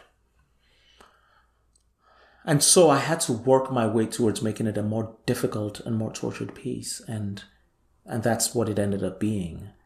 I think it started out with a more innocent love of Caravaggio. And I think it ended up saying,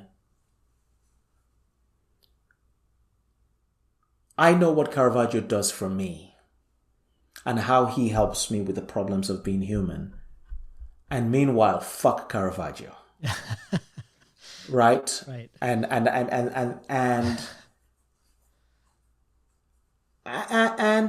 think that helped me find some language around difficult artists. Okay? I think it's also important not to jump on all this stuff in the most obvious way.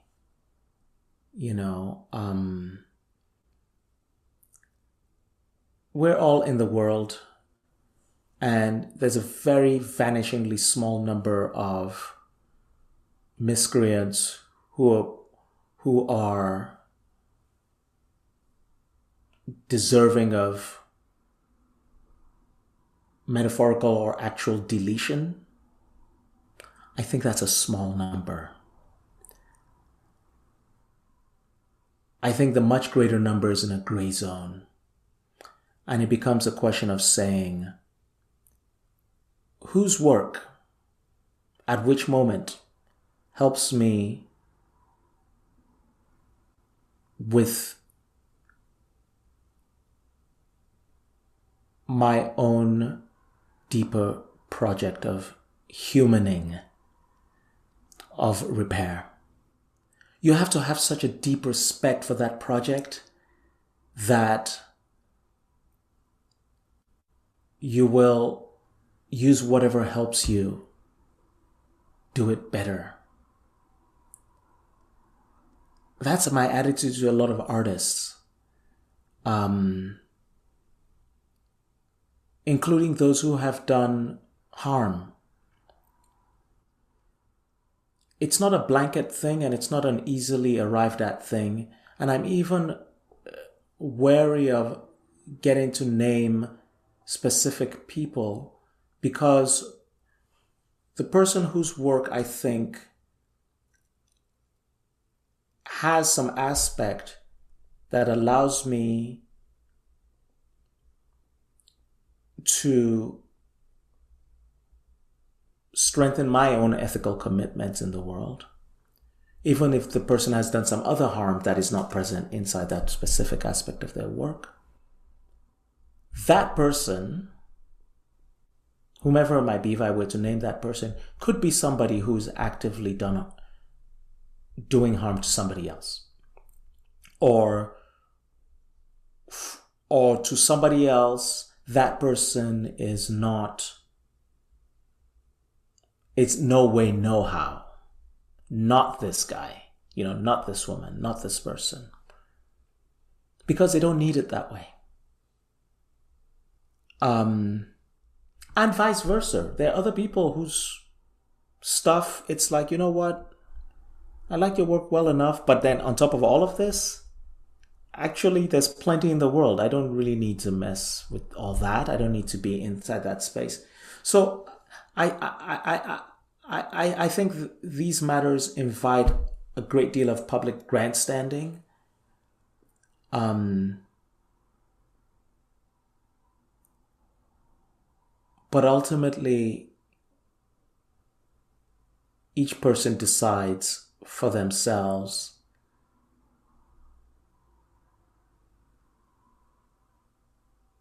what difficulties they're willing to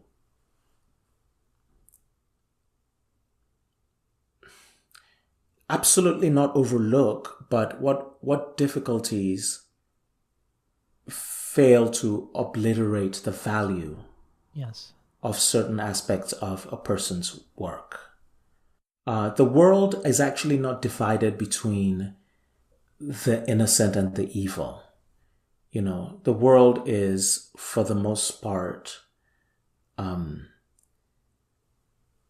people who have gotten lots of things right, and people who have gotten, the same people have gotten lots of things wrong for reasons of their own personality, egregious errors they've made, the societies in which they live, their own lack of courage. And then the last thing I'll say about that is that is absolutely true of those of us in our generation as well. Particularly from the point of view of coming generations. They're going to ask us how we could sit there complacently while China incarcerated more than 1 million people and forced them into labor and killed untold numbers simply because they were suspected of having a faith that the Chinese leadership does not like. The future will look at us and say, and you guys just filled your houses with Chinese-made goods. That was fine by you, apparently. The stuff that, in comparison to that, Louis Gluck's admittedly bad speech will come to look like a complete trifle compared to some of our own staggering blind spots. Including the masks that we wear, which are being made by Uyghurs in forced labor camps. Right. And when you said including the masks we wear, I actually thought you meant metaphorically. But our literal masks and our metaphorical masks, because part of the coin of the realm, of course, is to present oneself as in some way morally flawless. I don't think we're all deeply flawed morally. I have no basis for saying we all are. I think most of us are. And And I would even venture that the quicker the willingness to participate in certain takedowns, the more likely that some self-examination is in order. And all of this is said with an acknowledgement that we also live in a tremendous moment for collective search for the repair of harm, of various kinds that have been ignored. Well, I want to stay with one for another moment with Caravaggio and in a celebratory way in terms of his art. And you definitely opened my eyes to an artist that I didn't know well. But I wanted to read this quote from Jory Graham about him, about his painting Supper at Emmaus. I often teach a painting of Caravaggio's Supper at Emmaus. Christ is sitting before us in an alcove against the quote-unquote back wall of the painting. We face into a dinner table covered with things for the meal. We are quite sure that the edge of this table is identical with the absolute front of the canvas. But then one undergoes a troubling sensation. The basket of fruit, the edge of the wicker basket sticks out into our actual space, our here and now. The host suddenly recognizes the stranger at his table as Christ and throws open his arms. His left hand comes out beyond the border, further than the sacramental grapes and their wicker, out here into the same air that you and I are breathing in the National Gallery. At the same time, his right hand penetrates the crucial illusionistic space, the alcove in which Christ sits. What he does by going like this is enact what it is to be taken by surprise, to be suddenly in that spiritual space where the otherness of the world, of possibility, turns one's soul, taking one off the path of mere ongoingness onto the other path of journey. You suddenly realize Caravaggio has activated what I call the sensation of real time. The time of the painting's represented action has crossed over into the time in which my only days are taking place. So you cannot read the painting without being inside the terms of the painting, which are these graduating degrees of temporality: mortal time, immortal time, represented time, actual time, the time of process. The host is crucified in this position, a position the artist is also in, saying, "You reader, and you subject, God, Christ, I have put you two together. It's my job. That's what the meal is. That's what we eat." And I just love this intimacy, this doubleness, this three-dimensionality, which seems to connect back to a lot of what we've talked about, and also to Derrida and hospitality and the way he reverses. He makes the host the guest of the guest and the guest the host of the host. And it's breaking down of barriers, the sudden disillusion between the host-guest relationship. And of course, those are words that have the same Indo-European root: ghost and guest. Ghost and guest. And ghost, guest, and host actually all have the same etymological root. That's a wonderful passage by Jory Graham. And she's a great colleague here at Harvard, and she's also somebody I admire very much. There's a chain of generosity that's happened there in Caravaggio's work, her reading of it, your enjoyment of that, your sharing it with me. This is one of the things that art can offer us, can offer a space for um, collective wonder. It can propose a parenthesis in our experience of the world. Our life is, you wake up, there's that little bit of pain in your back. There's email, there's bills. There's the people you love. There might be small simmering conflicts that you have to sort out. There are duties, there are larger fears, there's societal breakdown. All of it is thrumming. Perhaps you have the opportunity to read a great poem. Perhaps you have the opportunity to look at a painting and think with it, But I think this also extends to cooking a good meal, taking a long hike, or even just you're coming back from your night shift and you've got your headphones on and you're deep inside a song that has been made by someone. To go back to the cave paintings for a second, if I'm having a moment where I am trying to imagine someone, let's say 35,000 years ago, putting pigment onto a rock,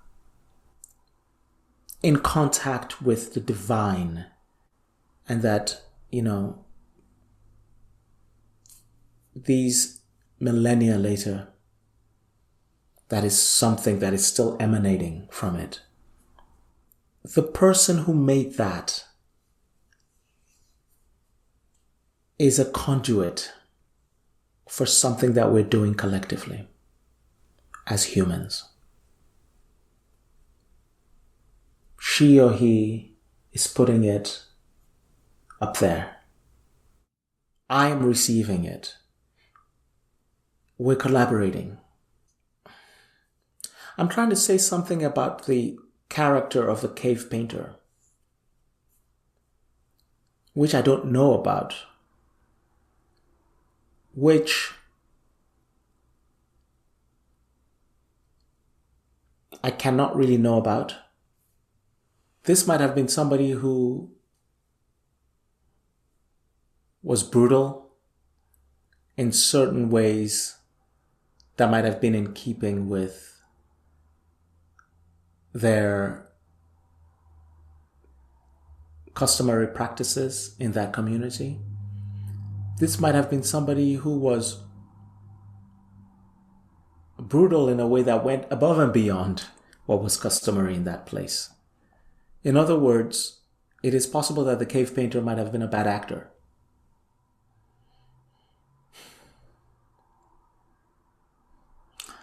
I implicitly accept this somehow.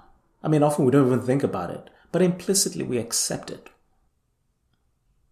And there's something I'm trying to think with there. And it has to do with respecting what's complicatedly human in yourself while trying to care for who needs to be cared for. What I don't want is to flatten myself.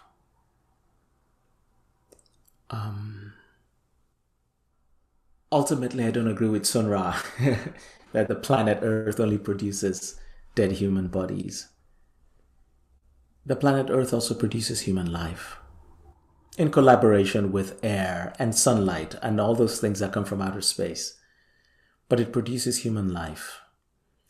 And human life has so much in it.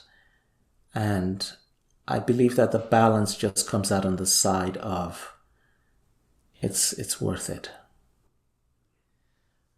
Thinking of the Caravaggio, Supper at Emmaus, and the sudden shift of vision, not just of the people at the table who suddenly realize that the stranger at the table is the resurrected Christ, but also the way Jory Graham describes the shift of vision for the viewer as well.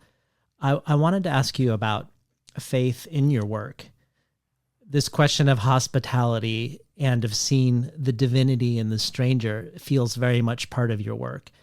And you engage with many stories from the Bible. And like James Baldwin, you very much grew up in the church with faith. But you've also described a sudden loss of it. And I wondered if you could maybe speak into that a little bit for us, or about how the disappearance of it has echoed forward in terms of how it informs your art making. I think what I've been learning, well, in my life, along the timeline of what one calls a life, in which it so happens that the things you know at 15 might not be as rich or full as the things you know at 30. And then at 45, you've complicated things even further, because you've experienced more. And I can say that one thing I've learned is that vision is not a final thing. A way of looking at the world is not established once and for all. It's always vulnerable to new information and to new experiences. And so I would say the role that Christianity in particular, let's say faith in general, but Christianity in particular plays in my life, is there's still an echo of it in my life, even though at a certain point in my mid to late 20s, I realized that this was not my path. It echoes because I still have a recognition of a need for language with which to deal with what life proposes. But that raises a question of why? Why leave it? Why not do the work inside that space? And probably the biggest thing for me, at the time, I thought it was because, well, there's no evidence that this is more true than anything else. Why should I commit myself to what seems a random choice? And then maybe my later self would say, and besides, a colonially imposed choice. But ultimately, it's actually really not about any of those things. It's not about whether it's colonial. It's not about whether it's random. And it's not about whether it's provable. What I find now to be the core of why I needed to leave it is that it was a narrow vision of what life could be. And specifically, I think that Christianity gives a poor account of other people's lives. People who are not in Christianity doesn't seem to know what to really do with them. In its harsher and more stringent forms, of course, it just says they go to hell because they don't believe. But even in its softer forms, it seems to think that people who don't have Christ in their lives are somehow malformed, incomplete, unfulfilled. My experience of life is that that's not the case. So I would say definitely it was a move towards having a more robust sense of how to look at the mystery of being in the world. When I say all this, understanding well that for some people, Christianity is the tool for being in the world, and they can live perfectly fulfilled lives doing that. Just as lots of people can do that with Islam in their life, and lots of people can do it with Buddhism, and lots of people can do it without any kind of religious belief.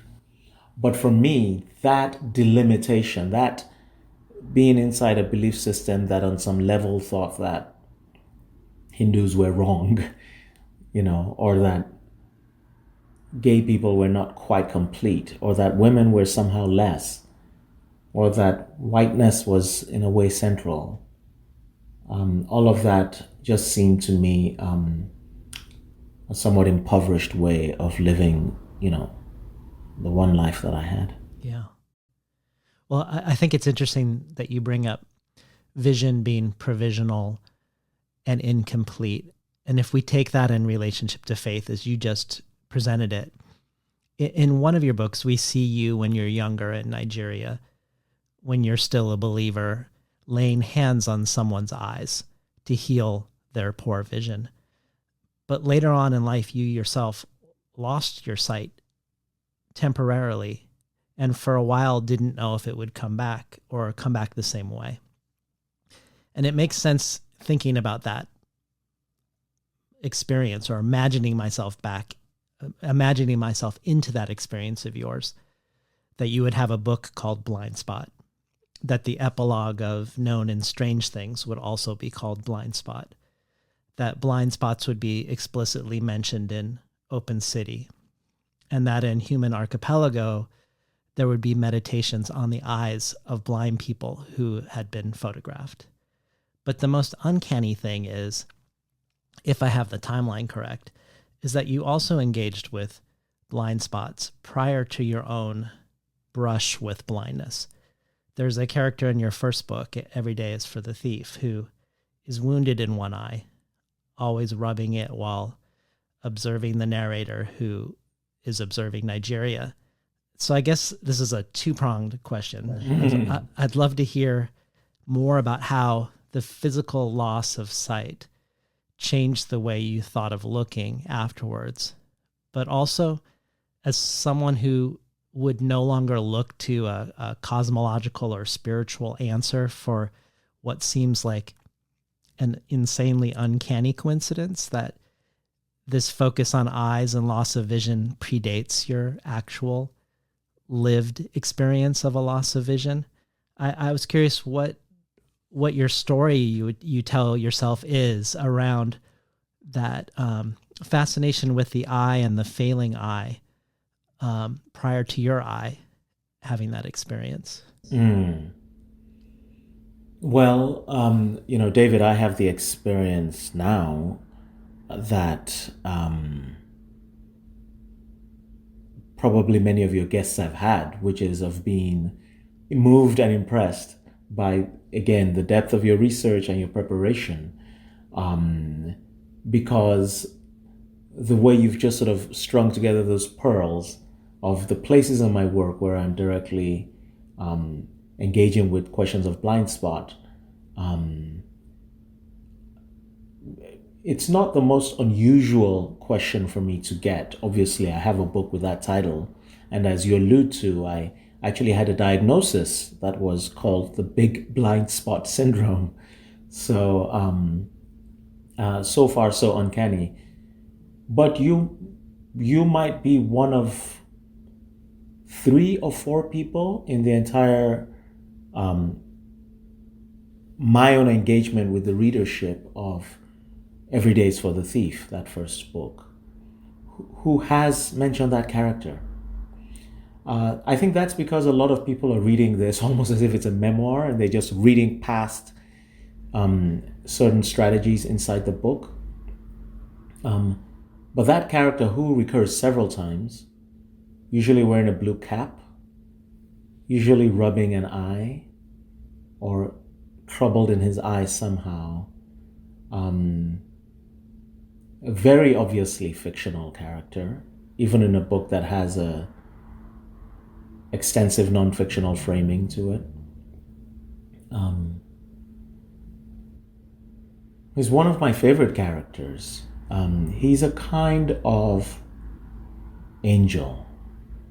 He's a witnessing angel who is there in many scenes as someone else who's watching.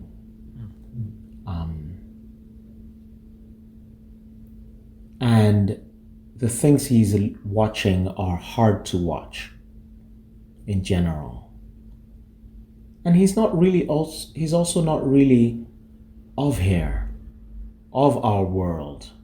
He's here and he's not here.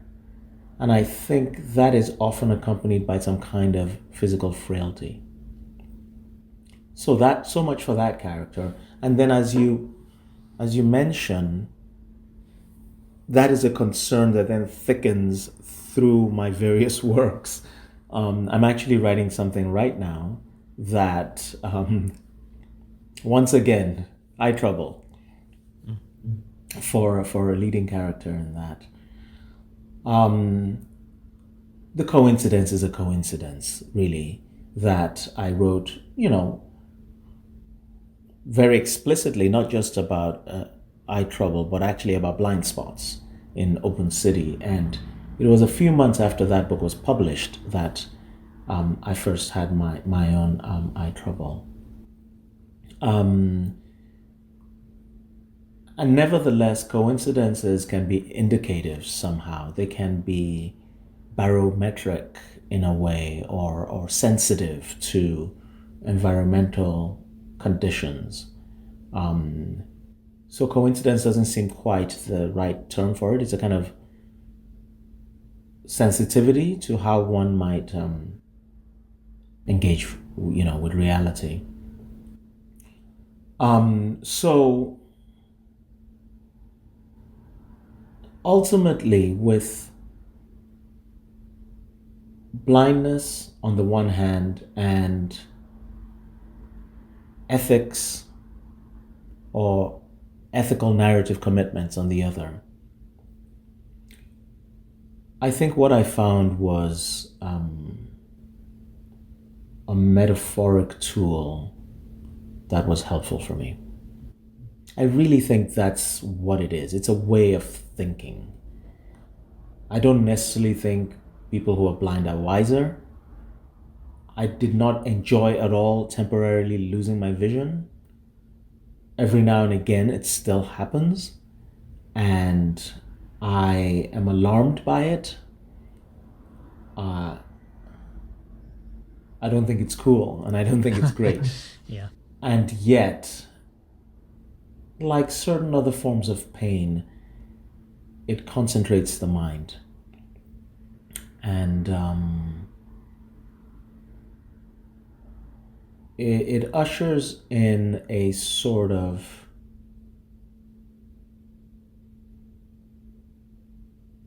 experiential parenthesis into which something else might be made manifest, right? So there's a way infirmity can force us into a kind of humility. So thinking around blindness in that way has been somewhat helpful for me. Well, when I think about you talking about it as a metaphoric tool, and then also thinking about this witnessing angel of this character, one of your favorite characters, but an overlooked character by others, it brings me back to the metaphor you used at the beginning of our conversation that you then admitted feeling uncomfortable with its implications several times in the conversation of being like a secret serviceman, like being at the event and being on the margins and seeing somebody else who's also witnessing with you. So you're part of, but also not part of. But I wonder if maybe the witnessing angel is a less problematic metaphor for you. I think so. Yeah. Yeah. Did you want to finish the question? Well, what I thought of around the reason why I thought it was the Secret Service was also kind of a great problematic metaphor to bring in, or the surveillance state, is because of, when we think about now and the debate going on now around the coup at the Capitol, were the police infiltrated by white supremacists, or did the police arise originally as the arm of white supremacy? So and there's that sort of historical, political, philosophical debate around the framing, but also the way in which I think of something you've written about the camera when we talk again about neutrality, and we're talking about maybe we would think of the Secret Service as only having the best interests of protecting people at heart, and the camera is a neutral technology like Switzerland was a neutral country. You've talked about how the camera physically was designed the film emulsion from the film emulsions to the light meter to pick up white skin, so that it is not something that was produced to pick up black skin properly or well. And I wonder if it feels like in a way, it feels like another failing eye, that maybe you're working against the way it fails, both in your writing and in your photography. And I just wanted to hear about that, because I love that. The awareness of looking, I guess. Yeah, I mean, to begin with the Secret Service agent and that particular metaphor, I'm glad we came back to it, because now I'm questioning maybe the little bit of shame I felt around it, and I'm saying to myself, maybe the response is not shame, but awareness that I needed a metaphor for a kind of counter-vigilance. And this is the one I reached for. The person who's in the room, who's looking elsewhere, who's not looking on stage, who's looking at the crowd and trying to understand their intent and all that. Okay, why? Because those stories are available to us. And I'll get to the question of the camera's vision in a second, and please remind me if I don't. But let's sit with this secret agent thing. Our discursive practices arise out of the mythologies in which we're immersed. In contemporary Western societies, we read detective novels. We watch movies about cops, good cops, superheroes carrying guns, Secret Service agents, entire films devoted to protecting the president. Entire TV series about cops solving crimes. These things educate our sympathies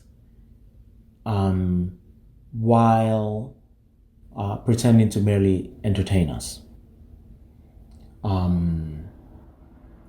Rarely are these films exploring the question of why should, let's say, a president be surrounded by an entire phalanx of gun-carrying individuals who are there to protect his or her life, usually his.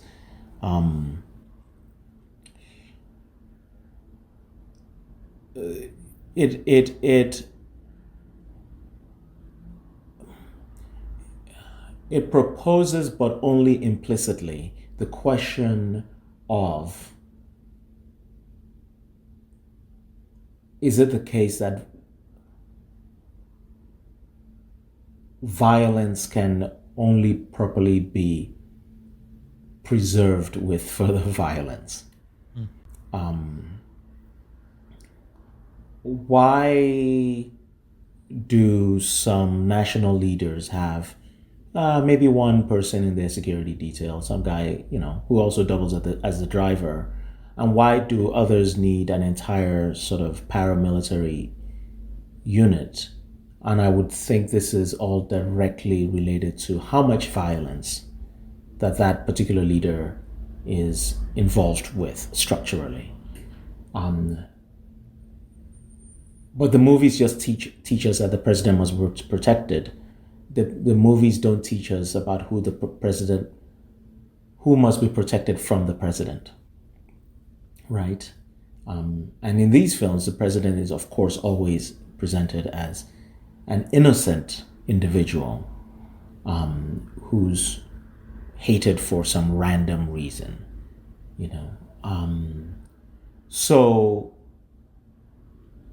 but I think what I'm talking about does extend to the innocent way many of us consume detective novels and crime series and all of that. It's just teaching us a way of being in the world. Like, for example, in the world, there's such a thing as, quote, crime, which has to be solved by cops, All of these things that get in the way of an abolitionist imagination. which is really where we need to be. Okay, so I think there are better metaphors for, let's say, optical vigilance. It just takes patience, working on oneself, and being alert to it. I will say one more thing about that man in the blue cap and with the eye trouble in Every Day's for the Thief. That is a character that is in a way inspired and influenced by a recurring character in Krzysztof Kieślowski's Decalogue. Throughout that series, there are fleeting appearances by a young man on a bicycle. He has no narrative or structural role. He's just a witness. And for me, I immediately read him as a kind of angel. And he's something I often think about. So the question of the emissary and the hope of being in contact with these emissaries is something that I sit with a lot, because they see from outside the system and are not in a hurry to make a judgment that will compromise the process that's in place, which is a process of human beings figuring themselves out. Okay, so now we turn to the cameras, and I like the way you describe it, that the camera itself is a kind of optical operation that has flaws, that has a kind of it's an optical operation that has a kind of limitation by design. And I think that's very much the case, and I think it's something that is really not being dealt with by photographers, photo editors, the photo industry. I think people are very interested in being innocent. They do want to say, well, I went to this place and I took these marvelous photos. And they don't want to deal with questions of, how did you come to have the opportunity to go to that place? Who is there? What is the relationship of your power to their power or their lack thereof? And who are the images being made for? And in what way does that perpetuate power imbalances? And I'll just end that train of thought by citing something strange that I saw in the past day or so.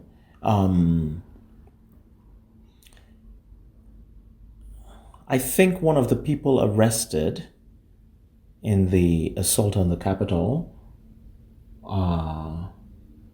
which I don't know what it is technically. I don't know if it's a coup. I don't think it is, actually. I grew up under coups. But I think technically, it might, it's an insurrection of some kind. But in any case, that's all terminology. One of the people who was arrested had been claiming to be a journalist, and clearly was there in some kind of journalistic role, making pictures, recording to a certain extent. But I think this person can also be heard supporting the action. And so I did not read very deeply into the article, but I think the claim that's being made is like, you clearly support them. You're not a journalist. And the unfinished thought I had about that was, so what does that make every American journalist who was in Iraq? Every British journalist, all of whom, well, not all, almost all of whom were there on a tacit or explicit form of oh, we obviously support our troops, but we're here to document. How is that different from these people leading an assault and having within their ranks people documenting that? Just asking, just wondering about that. Right. So when you have an ABC news camera or a Washington Post photojournalist embedded with the troops in Afghanistan,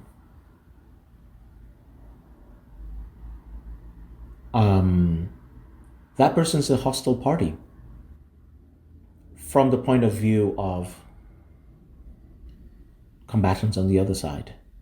Our understanding of journalism is that no, that person is not. And we have a lot invested in maintaining the innocence of such persons. But the violent reality is that they are part of the enterprise, specifically if they're embedded with the troops. They are part of the war effort to the extent that they are also participating in its propaganda. Jenny Erpenbeck in her speech called Blind Spots, which is about the refugee situation in Europe, connects the ear to the eye in a way when she says, listening is an art. It is a risk because those blind spots hide our own guilt and impotence. It's perhaps an awkward pivot to use this connection of the ear and the eye. But my next question is sort of lighthearted. Thinking of listening as an art, talk to us about your playlists and tell us a little bit about what that's doing for you, because it's something that is enduring. It's one of the most delightful things across time, this temporal project of this amassment of this incredible archive of music that you've curated for our benefit. Well, thank you. I'm very glad to have you as a listener. Even though Spotify is such an inconvenient place in which to present these playlists, I think the playlists are publicly offered forms of secrecy. Somebody out there in the world puts on headphones and they're hearing music that I haven't made, but then they hear the next song and the next song, and that order has been determined by me. So I'm inviting them not into what a particular song is doing.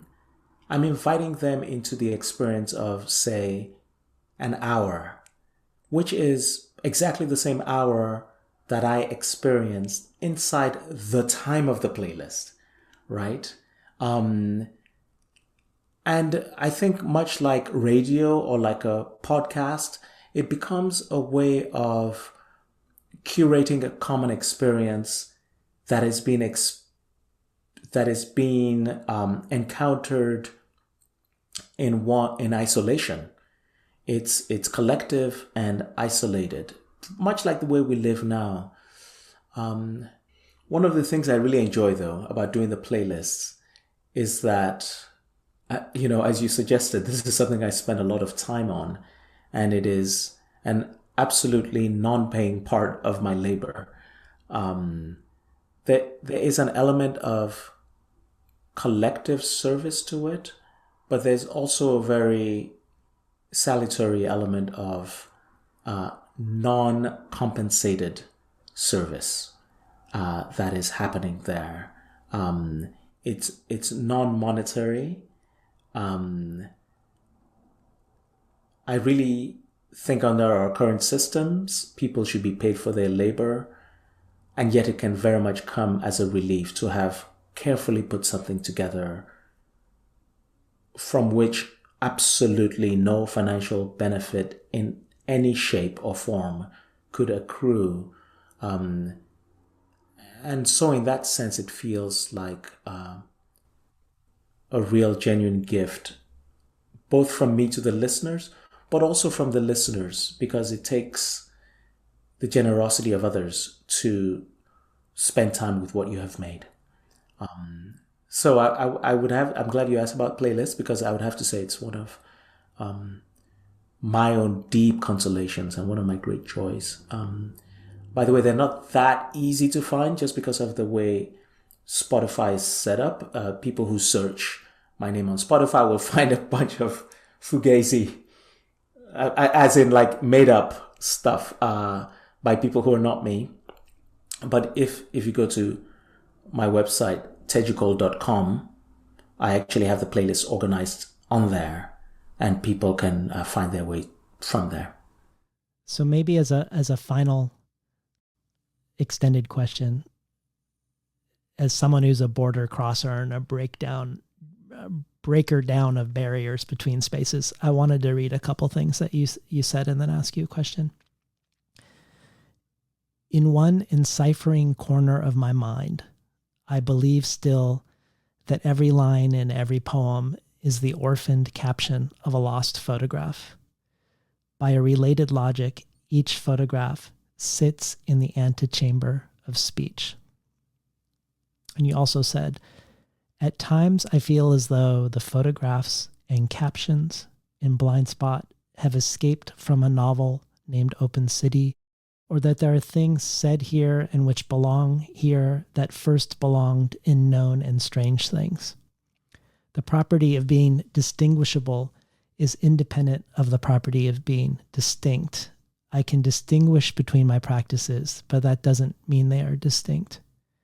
And then lastly, more than form or genre, what interests me is the secret channel that connects the work to other work. Tarkovsky calls it poetry, this link that allows different kinds of excellence to understand one another. Nothing that remains solely within its genre succeeds as poetry. When I work, if everything else succeeds but the poetry fails, then everything has failed. By this definition, it feels like you already write poetry. But I know you are a deep lover of poetry. And I also know in reading your work, where the prose is becoming more distilled over time and spare, you've created a desire in me to read your poetry. I was just curious if we might ever get Teju Cole poems. That's very nice, David. Well, if I might ever, that's a large question, because I don't know where they ever will take me. At the moment, I read a lot of poets, and it's possible I've cited more poets today than writers of prose, because that's a place where those are the streams from which I'm fed. I don't plan to become a poet, in part because I was thinking about the wonderful violinist Hilary Hahn. And I was thinking, somebody like Hilary Hahn is so good at violin. If she took up cello, she'd probably be pretty good as well. I mean, right? But yeah. It would also kind of be a shock. Like, why are you taking up cello? Like, why don't you just keep getting better at violin? I think she's not going to take up cello because she has too much respect for how difficult it is to play cello. And she knows it particularly because she plays violin. And meanwhile, while she's playing violin, she can do a lot of things with it. All kinds of music and collaborations and composition and all that. I think that poetry is very difficult to write. And I think if I put my heart to it, I could write some pretty good poems. But I just have too much respect for not just how difficult it is to write poetry, but that to do something much better than competent in any field requires years of work familiarizing yourself with the problems of that field and accumulating a certain number of failures and getting a certain amount of imitativeness out of your system, as well as a certain amount of unproductive innovation. So it's both that you have the risk of resting too much on your models and the risk of being too original. It takes years to figure all of that out. Well, as a poet in the Tarkovsky sense, because I think you are a poet in the Tarkovsky sense, as someone who allows different kinds of excellence to understand one another, I just feel a great gratitude for your poetry, your work as poetry, the way you connect me to the past, the way you connect me to ancestral knowledge, the way you connect me to the present moment, the way you open my eyes to new work of art or to other ways of seeing the political. Well, I feel very, very moved by that and abashed by it and very grateful for it. You know, the goal, I mean, as I said in that passage, is to try to find a way there. And it's so hard to find the word for it. And maybe because I admire poetry so much, I had to lean on that word without wanting to claim to be a poet. I'll claim it for you. But I can propose a slightly different metaphor. Do you know about kintsugi? Yes. Yeah, so Japanese joinery, basically golden joinery. You take the shards of a broken pot and you repair it with pieces of molten metal so that when the thing is restored, getting us back to repair, you have something where the breaks are very absolutely visible. Sometimes it's made of gold, so that what's most visible is where they're joined. Sometimes lead. So let me not claim gold for myself, but let me claim lead. I want to try to be like the pieces of lead joinery between all these things that I care about. And I truly feel when there's a photograph that I've taken that works, it does feel like I have recovered a fragment from somewhere. And when I have an essay, less often so a book, but in the larger arc of all these things, everything now seems to be a search. Something got broken primordially, and I'm responsible for gathering up the fragments in one particular section of the shared house, one fragment after another, and just sort of joining them, so that what is presented has all the seams visible. And then, and if I'm never a poet, that's fine too. The world has so many great poets, and why just go out there and then be an ordinary one? Yes. Yeah. Well, it was extraordinary having you on the show today, Teju Cole. Well, this was a very rich blessing for me in a time of trouble in our shared world. So, thank you, David. I was really looking forward to this, and it was good to be here. Me too. All right. We've been talking today to the author Teju Cole. You've been listening to Between the Covers. I'm David Naiman, your host.